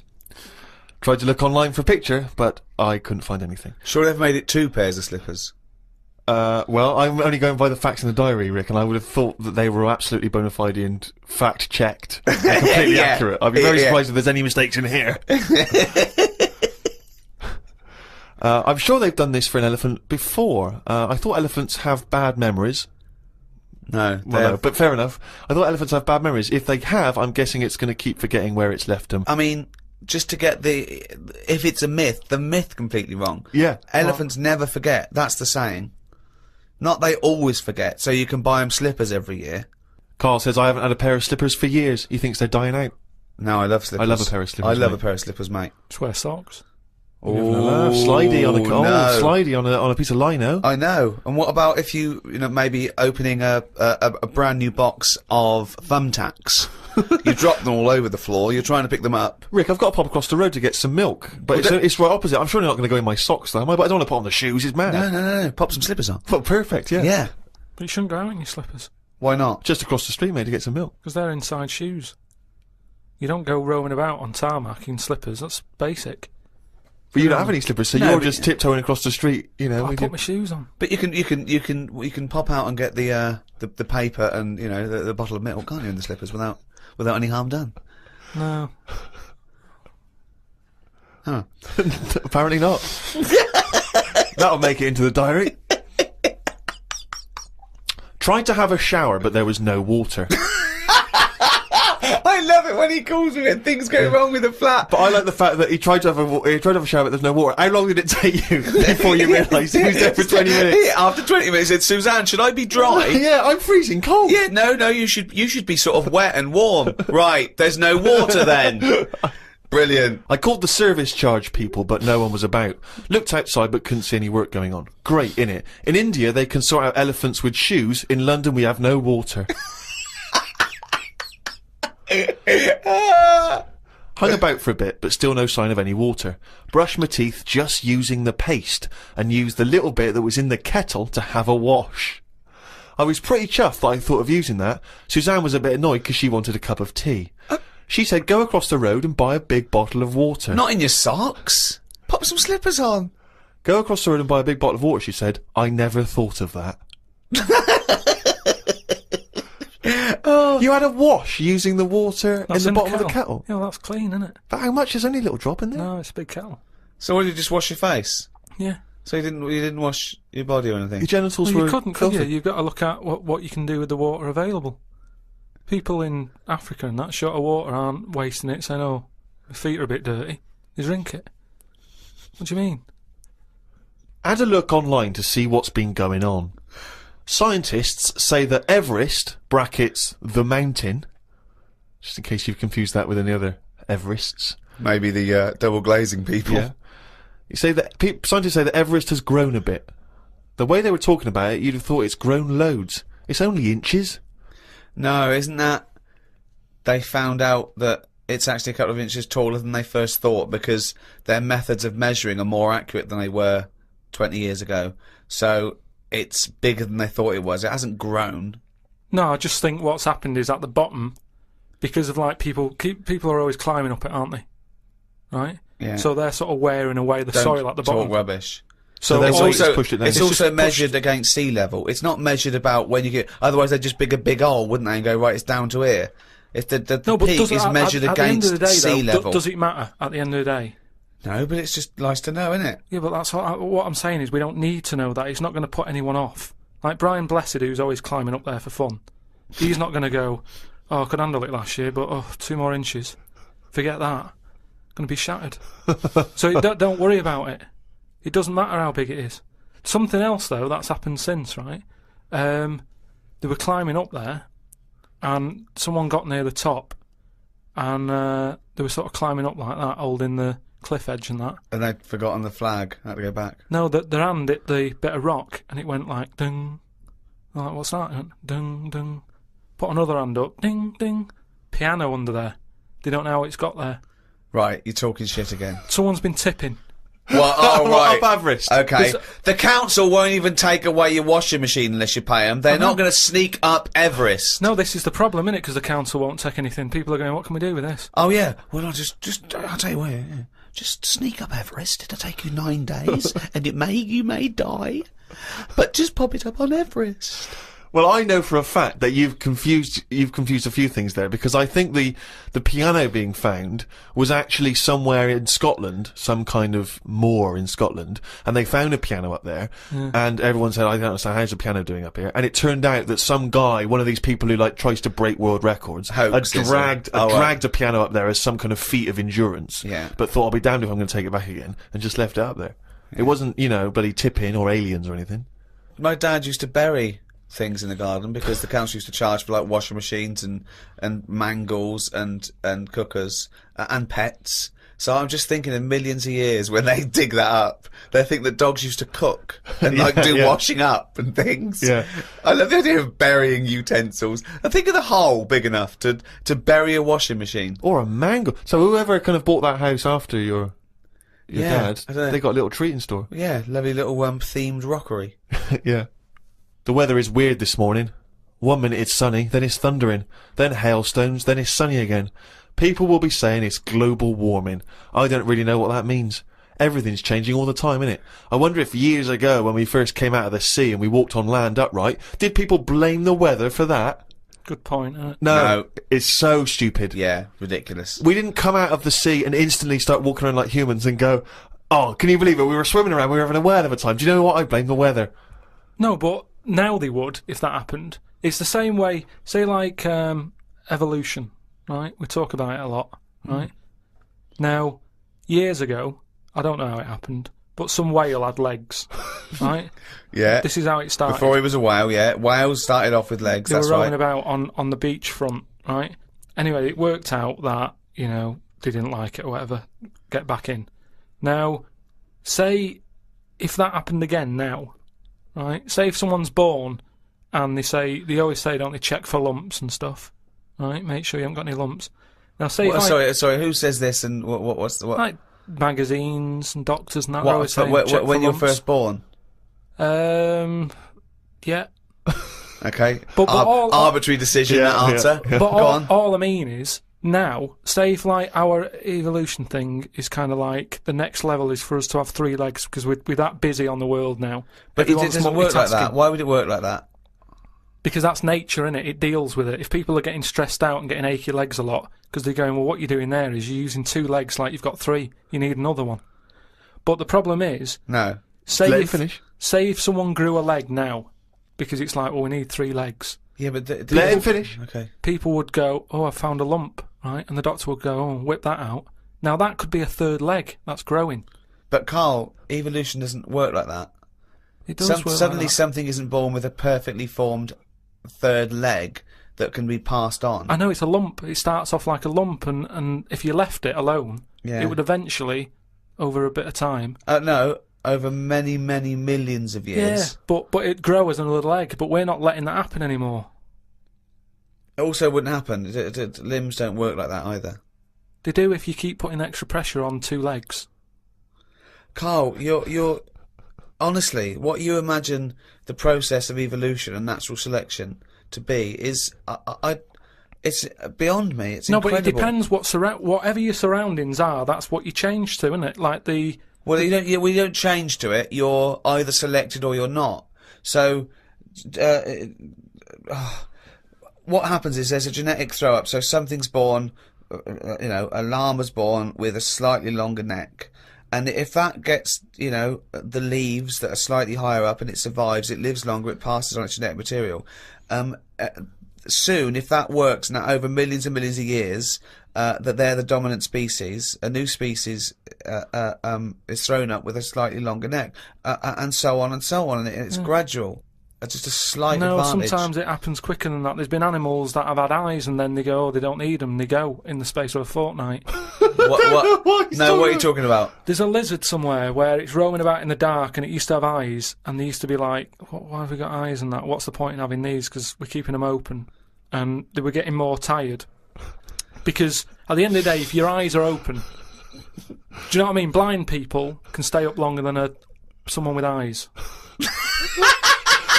Keep going, I want to follow this through to its natural conclusion. Keep going. There is nothing to do. Right, the first signs of you getting tired, you go, oh, my eyes, I can hardly keep them open.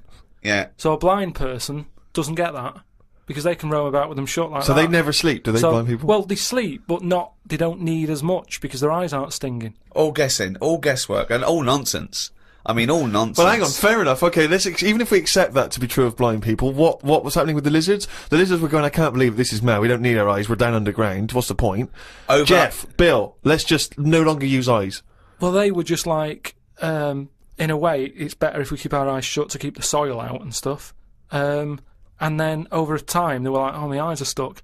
Like the time when... For a fortnight, you said? No. It's over hundreds of millions of years. And the other thing is, it's not the case that there's no will to evolution. What happened was that a blind one had no disadvantage, so he was selected better than one with eyes that maybe would find it irritating or getting in the way.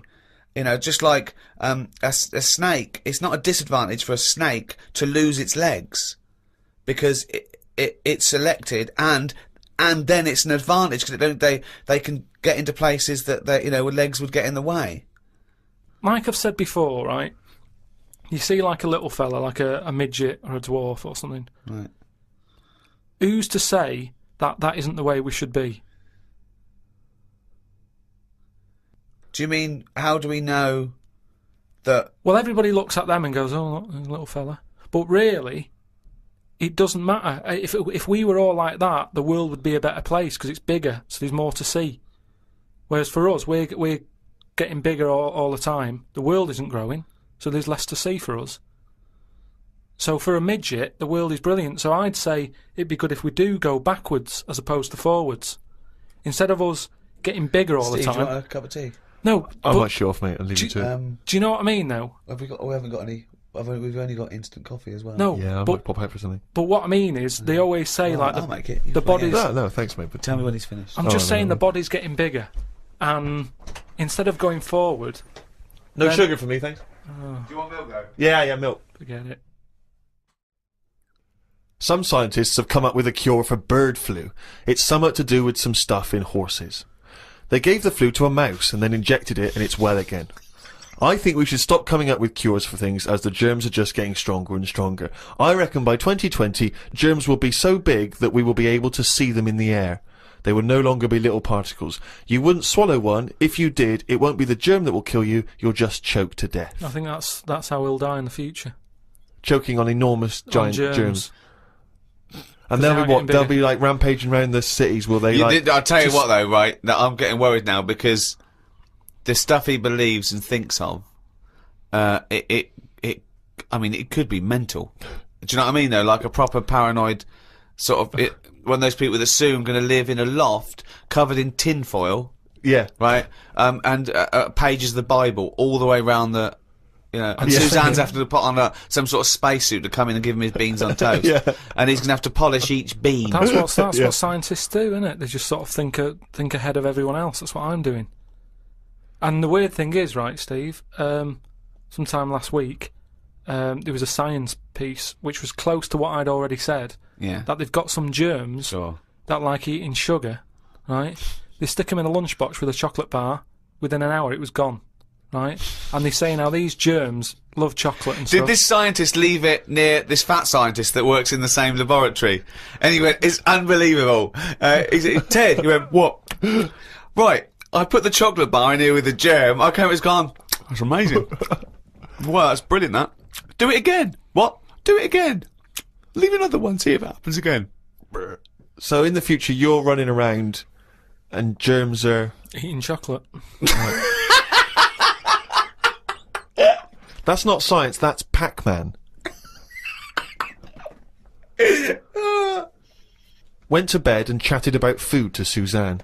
I said it would be best if our bodies could be run on something like coal. That way you wouldn't get fat, people, because you wouldn't be eating for enjoyment. You'd just be eating to give you energy. Suzanne said, why do you always take the nice things out of life? Because sometimes to think about the future, it's not going to be all good, is it?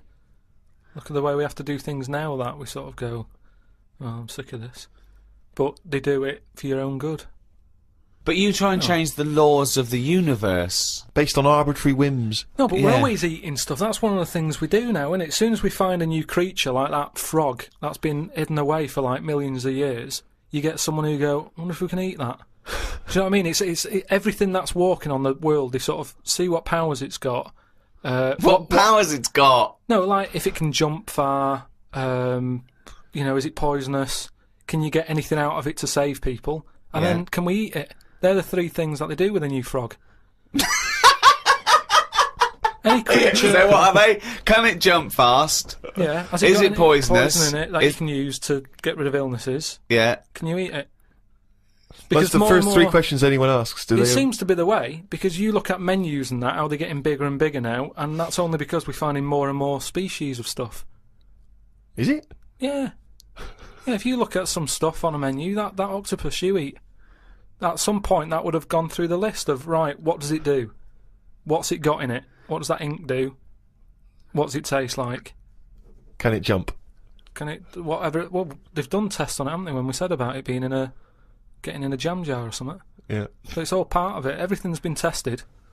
Everything. But I think what the thrill is that the first you hear of a newfangled food, do you think that in ancient civilization they didn't do this? They didn't try an oyster or spear a fish or yeah, because there wasn't that much other stuff knocking about at that time. Right. We've got loads of stuff, so why are we messing about with some new frog? It's all like people just like showing off, don't they? Leave the frogs, let them get busy and have loads of them. Eat the chickens. When we run out of them, move on to the frog or whatever. But why have all this on the go? Do you know what I mean? It just makes I hate going out for a meal now because it's like what you having? Oh, I'm sick of it. Look at it all. And then you're forced into people going, oh, have you had the new frog? I don't want it. I'm happy with chicken. That's what I mean. Yeah. Unbelievable. Have you ever been out, Rick, and someone's been trying to force frog on you? Never. I've never been forced frog in my life. Although I did go for a meal once with Karl. We went there and he had the Oriental hors d'oeuvres. I recommended, right? And he was trying to get this little oyster, right, off the shell, right, and he was getting it stuck to its house, right, and I looked round and his eyes were watering and he was choking, he was drinking water. I said, what? And he said, I ate that. And it was a big blob of wasabi, right? And I said, why'd you put it all in at once? He went, he said, I thought it was a mushy pea. Why would they put one mushy pea? Was it hardcore, the wasabi? It felt like my head was caving in. That was just Ricky squeezing it, wasn't it? Between courses. Trouble with that though is, hot food, why you get addicted to really hot food, is the pain is actually it's killing taste buds, and then endorphins are released in the brain, like, a morphine derivative to sort of go, it's alright, or calm the pain. So you actually get addicted to that sort of, what so happens. why would you want to kill your taste buds? But new ones come back? Well, yeah, I think you straight away? Well, I don't know how long it takes. I don't know, I'm not sure. No, it's just, is that the chef sort of going, oh, I'm serving some right rubbish tonight, give him some of that kusabi. Kusabi! Oh, God, and Tonto! Oh, God. Back to the diary. At lunchtime, I went to a local cafe and had an omelette. An old woman, who was about 70-ish, was in there eating pizza. It didn't look right. No. I know what you mean there, actually. Old people eating pizza seems a bit weird. What about an old Italian lady eating pizza? Would that be all right? No, I'd expect her to have lasagna.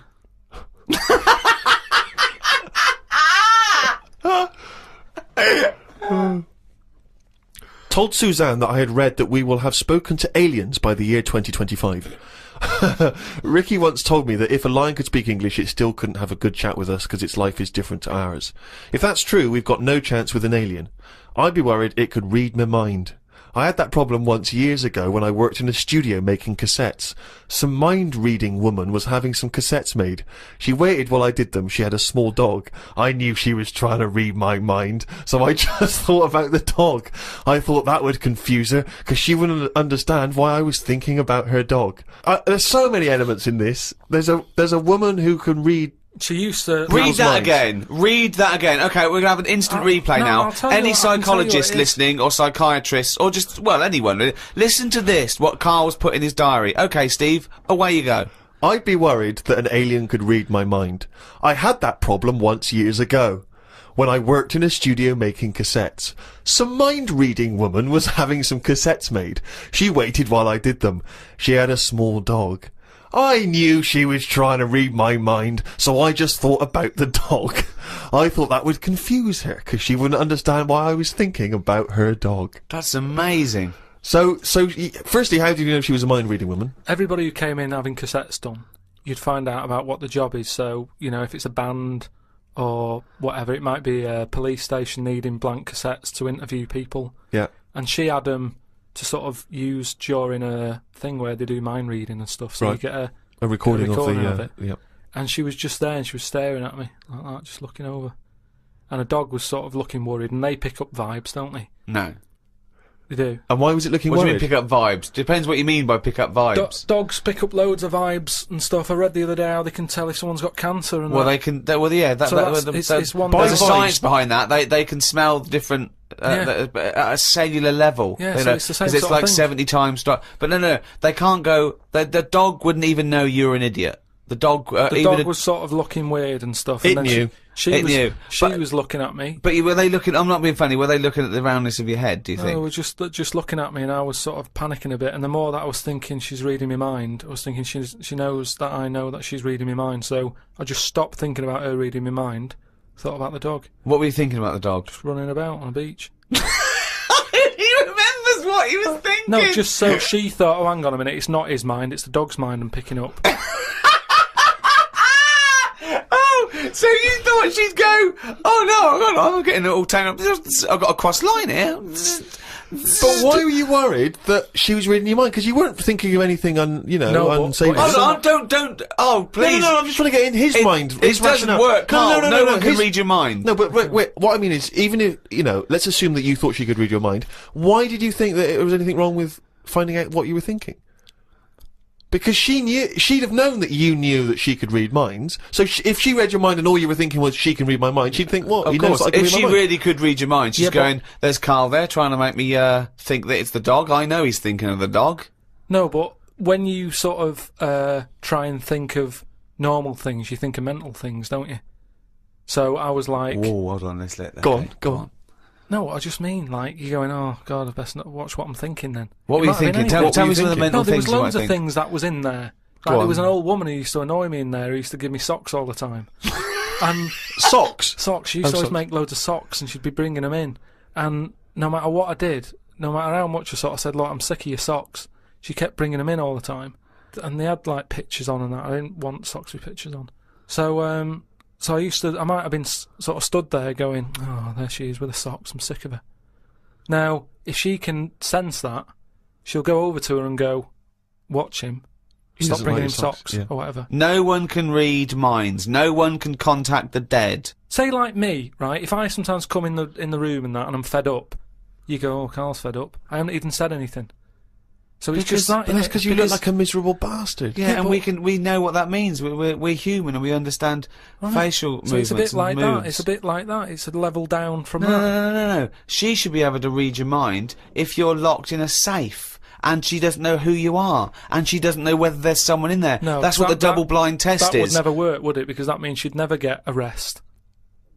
That's like You're making up the rules. You're making up the rules. Oh no, the thing is, that's what these people do. Go, oh no, I have to hold your hand. Oh, you have to write it down. Well, why? Why do you? It's the same as these mediums that contact the dead. They go, oh, I'm getting someone. Just ask him who he is. Just give us his full name and address. It's ridiculous. I know the fact that these dead people give him cryptic clues. Ask him about the toaster. What's your name? What's your name? Can't say my name. Might be an uncle. Just give me your fucking name. Back to Carl's diary, Friday the 31st. I read that some fella had been having an affair. His wife found out, so when he was asleep, she superglued his knob to his stomach, one of his bollocks to his leg, and glued his arse cheeks together, then chucked him out. If Suzanne did that, I would definitely not get back with her. Saying that, I would have woke up if someone was putting superglue on me arse. I'm quite a light sleeper. Is that what she did? Is it? Yeah, that's why I'm a bit cautious about wearing earbuds every night. The plunge things. Earbuds, Earbuds, right? So plunge that's things. so that's not called, right? Plunge things. It's like he makes up words. They taught a chimp to talk, and the chimp had a better grasp of language after about a few years than Karl. Unbelievable. Yeah, that's why I won't wear buds and plunge things. I phoned him up the other day. He went, oh, just tried out those new earplugs that mould to your ear. You can't hear a thing except your own voice. And I went, oh, right, they're good, aren't they? He went, yeah. He said, it's weird hearing your own voice, isn't it? Because you're hearing it as other people hear it. I went, no, you're not. He went, you are. He said, you don't usually hear your own voice, because usually when you talk, you're talking over it.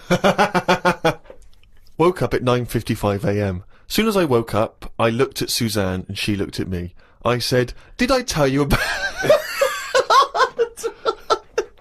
I just think of him opening his eyes and looking at him. Okay, alright. Okay, so he opens his eyes, he looks at Suzanne, she looks at him. What question, Rick, do you think he immediately asks his girlfriend? Go on. What question do you think? Have a quick guess. Am I dreaming?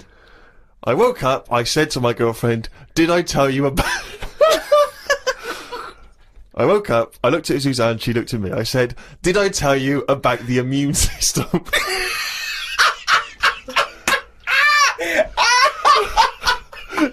I tell you about the immune system? Suzanne started laughing. I said, it's amazing. She said, not now. Oh, God! I was thinking that! Springing into action, he zips up, his eyes are like... Did I tell you about the immune system? Oh, shut up, Carl. Put the kettle on. Oh, God! Oh, fucking hell! Was talking to Suzanne about how it's odd that Sundays are meant to be the day of rest. I thought God was meant to be born on a Sunday. Or was it the 7th day that he finished making the world?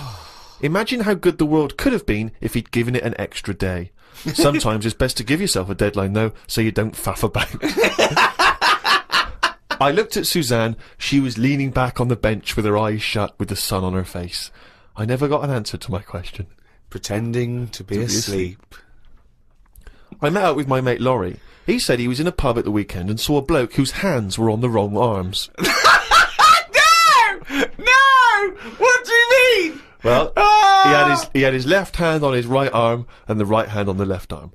I don't think this would be a problem if he's been like that from an early age. When I was in Ripley's, in LA, I saw a bloke whose head was on back to front. That's more annoying, innit, than your hands. Innit? Now then, would you walk, how would you walk? Would you be walking backwards, Carl, so that you could walk, so you're basically walking forwards? I reckon I'd walk sideways so nobody would sort of tell the difference. It just looked like... Oh, God! He solved it again! He's thought it through. Oh. Got home and read my magazine. There was a story about a baby that was born that looked like a frog. What magazine's this? That made the news, that was in a proper newspaper in the end. The story used the description to describe it. There was a picture. I think it was a fairly decent description. It didn't really have a neck or top half of its head. It would look alright if it always wore a scarf and a hat. The world would be a more interesting place if there were loads of different types of humans like there are creatures. Then some people would be good at certain jobs. Spider people, ant people, builders. Cockroach people, dustbin men. Good idea, isn't it? I mean, Cockroach men, Spider men, what are you talking about? I haven't had a normal conversation with you for a year. No. It's getting worse, I think. I think it's because you've left and you've got too much time on your hands and you live in your head for sort of like maybe 8 hours a day, and then you offload when someone calls you or when you call me or Suzanne gets the brunt of it. But I mean, I don't know. I really would like to, and the nicest, I still think he's brilliant, right? But I would like to get a little psychiatrist in, just to, would you mind seeing a psychiatrist? No, it's just, there's nothing wrong, these are all ideas, aren't they? You look at some insects, right, they don't have machinery, yet they're getting by, aren't they? They have their lives like we do, they get up, they wander about, they collect food, they tidy up, they fix stuff, they make their own house. We can't do any of that. So what I'm saying is, why aren't we using them? Why are these cockroaches with all these powers and stuff going about? It's all these powers. But how could we use them? How could we harness them? I just told you, dustbin men. Or whatever that No, person you mean. said if they were also men, if they were cockroach men, we could use them. You've left a big bit out, but when that 1-inch cockroach becomes a 6-foot bloke wearing a jacket. It's just that we always use insects for like a bit of fun. You see flea circuses and all that, which is all very well, but I don't think it's getting the most out of them. Cockroaches can live without a head. I know. Could they still sort out the rubbish if they've got no heads? They could, couldn't they? Except if they were, because you know you want to use them as builders and dustmen, they couldn't whistle at pretty girls, could they? No, but they wouldn't be doing that job. They're just doing the bins. Okay. It's ants that are doing the building. Okay, I'm sorry. And are they getting up early? Are they They disturbing don't you? sleep, do they? But then get you up even earlier. You hate it when builders get you up at 7, then go to breakfast. Yeah, but it wouldn't go on as long, would it? Because the ants would be working hard. So it'd probably be one day of madness, but then it'd be finished. As opposed to builders just stood about whistling, doing nothing, going on for months. And is this ant 6 foot? No. About 3. 3 foot. So how many of them are there? About 30 of them. And what do they look like? Are they just a giant ant with a... Add that on. Just get on with it. I mean, it'd be weird for a bit, but with anything, you get used to seeing But things, Karl, don't you? again, this isn't an idea. It isn't a theory. You can't put this into practice because it doesn't exist. I know, I'm just saying. It's though, like, well, I mean, you wishing for ant builders is the same as you wishing that you didn't have to do any building and your house was just perfect, or you could just wish for it. What's the difference? Why go through this elaborate? But what I'm saying Weird, is isn't that it? your wish is you're not taking shortcuts. You see, it's the same people who goes, "Oh, I wish I could go back in time and put £1,000 on the Grand National." What you mean is you wish you had £1 million. Yeah. So don't worry about the time travel bit and put in a. Do you wish you were rich? Yeah. It's like so you wish you didn't have to have builders round. That's what you're wishing for. So this elaborate thing of getting a 3-foot ant with a hard hat. Today I got an innovations catalogue. I thought I'd keep it because I like the stuff they sell in it. Brackets, one big slipper. What's that? One big slipper. just if you don't go out much.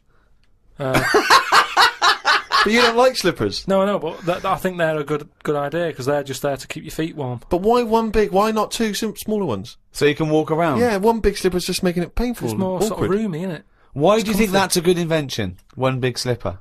How is that better than two smaller slippers? Because the problem is with slippers, right? You've already said how you nip across the road in them, right? So you muck them up and you have to buy some more. There's no way you'll be nipping to the shops in that one big one. That will always stay where it should be, by the sofa next to the telly. And you go, right, I'm in for the night now, where's my slipper?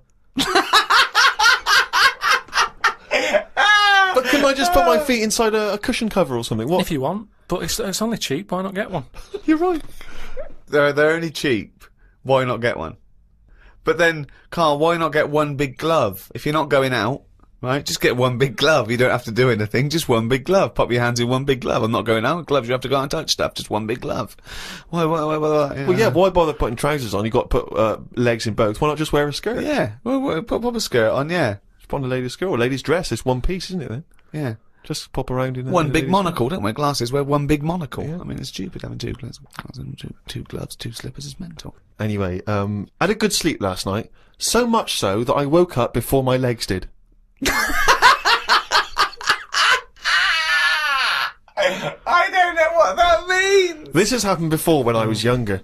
We used to have a phone in the bathroom so that if anyone called and we were on the toilet, you'd still be able to be available. My bedroom was next to the bathroom and the phone rang one morning.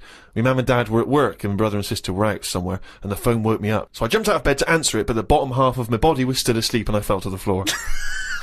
It's horrible. Has that ever happened to you? Well, hang on. I had to crawl for a bit and reached for the phone. It was a fella selling some bread to my dad for the shop. By the end of the call, my legs were working again. It's a weird sensation. What shop? My mum and dad used to have a butty shop. So Did they? But the thing is, just on the floor, top half, I had to sort of crawl, carrying my weight, and my legs were just like they weren't there. It's really, really weird. You mean you woke up with two dead legs, two pins and needles, legs? Are you feel sure them you weren't wearing just one big slipper? You've mentioned him before, Steve, this Peeps fella. Yes. Has he done anything else apart from a diary? Because now I've done a book and a diary. That means you're better than Pepys, Well, is what you're thinking, isn't it? I'm not going to say that until I know, but what else did he do? Well, Pepys wasn't a writer predominantly. I believe he was, like a bureaucrat or something. But he kept a diary which has since become a historical landmark. And what did he say in it? What did he say in it? Well, it's again more because it's both well written and it's also an amazing insight social into document a social as well. document. Yeah, Yeah. it's a social document. I mean, yours is a social document, but it sort of revolves around having egg and chips and a calf and seeing a ladybird, which, you know... But that's today's living. That's Well, what I'm saying but his describes the Great Fire of London, which is what it's most. Yeah, it's but best we haven't remembered had for. one of them. If we had one, I'd write it down. I'm only writing what's happening. The ladybird happened, right? I wrote it down. He was just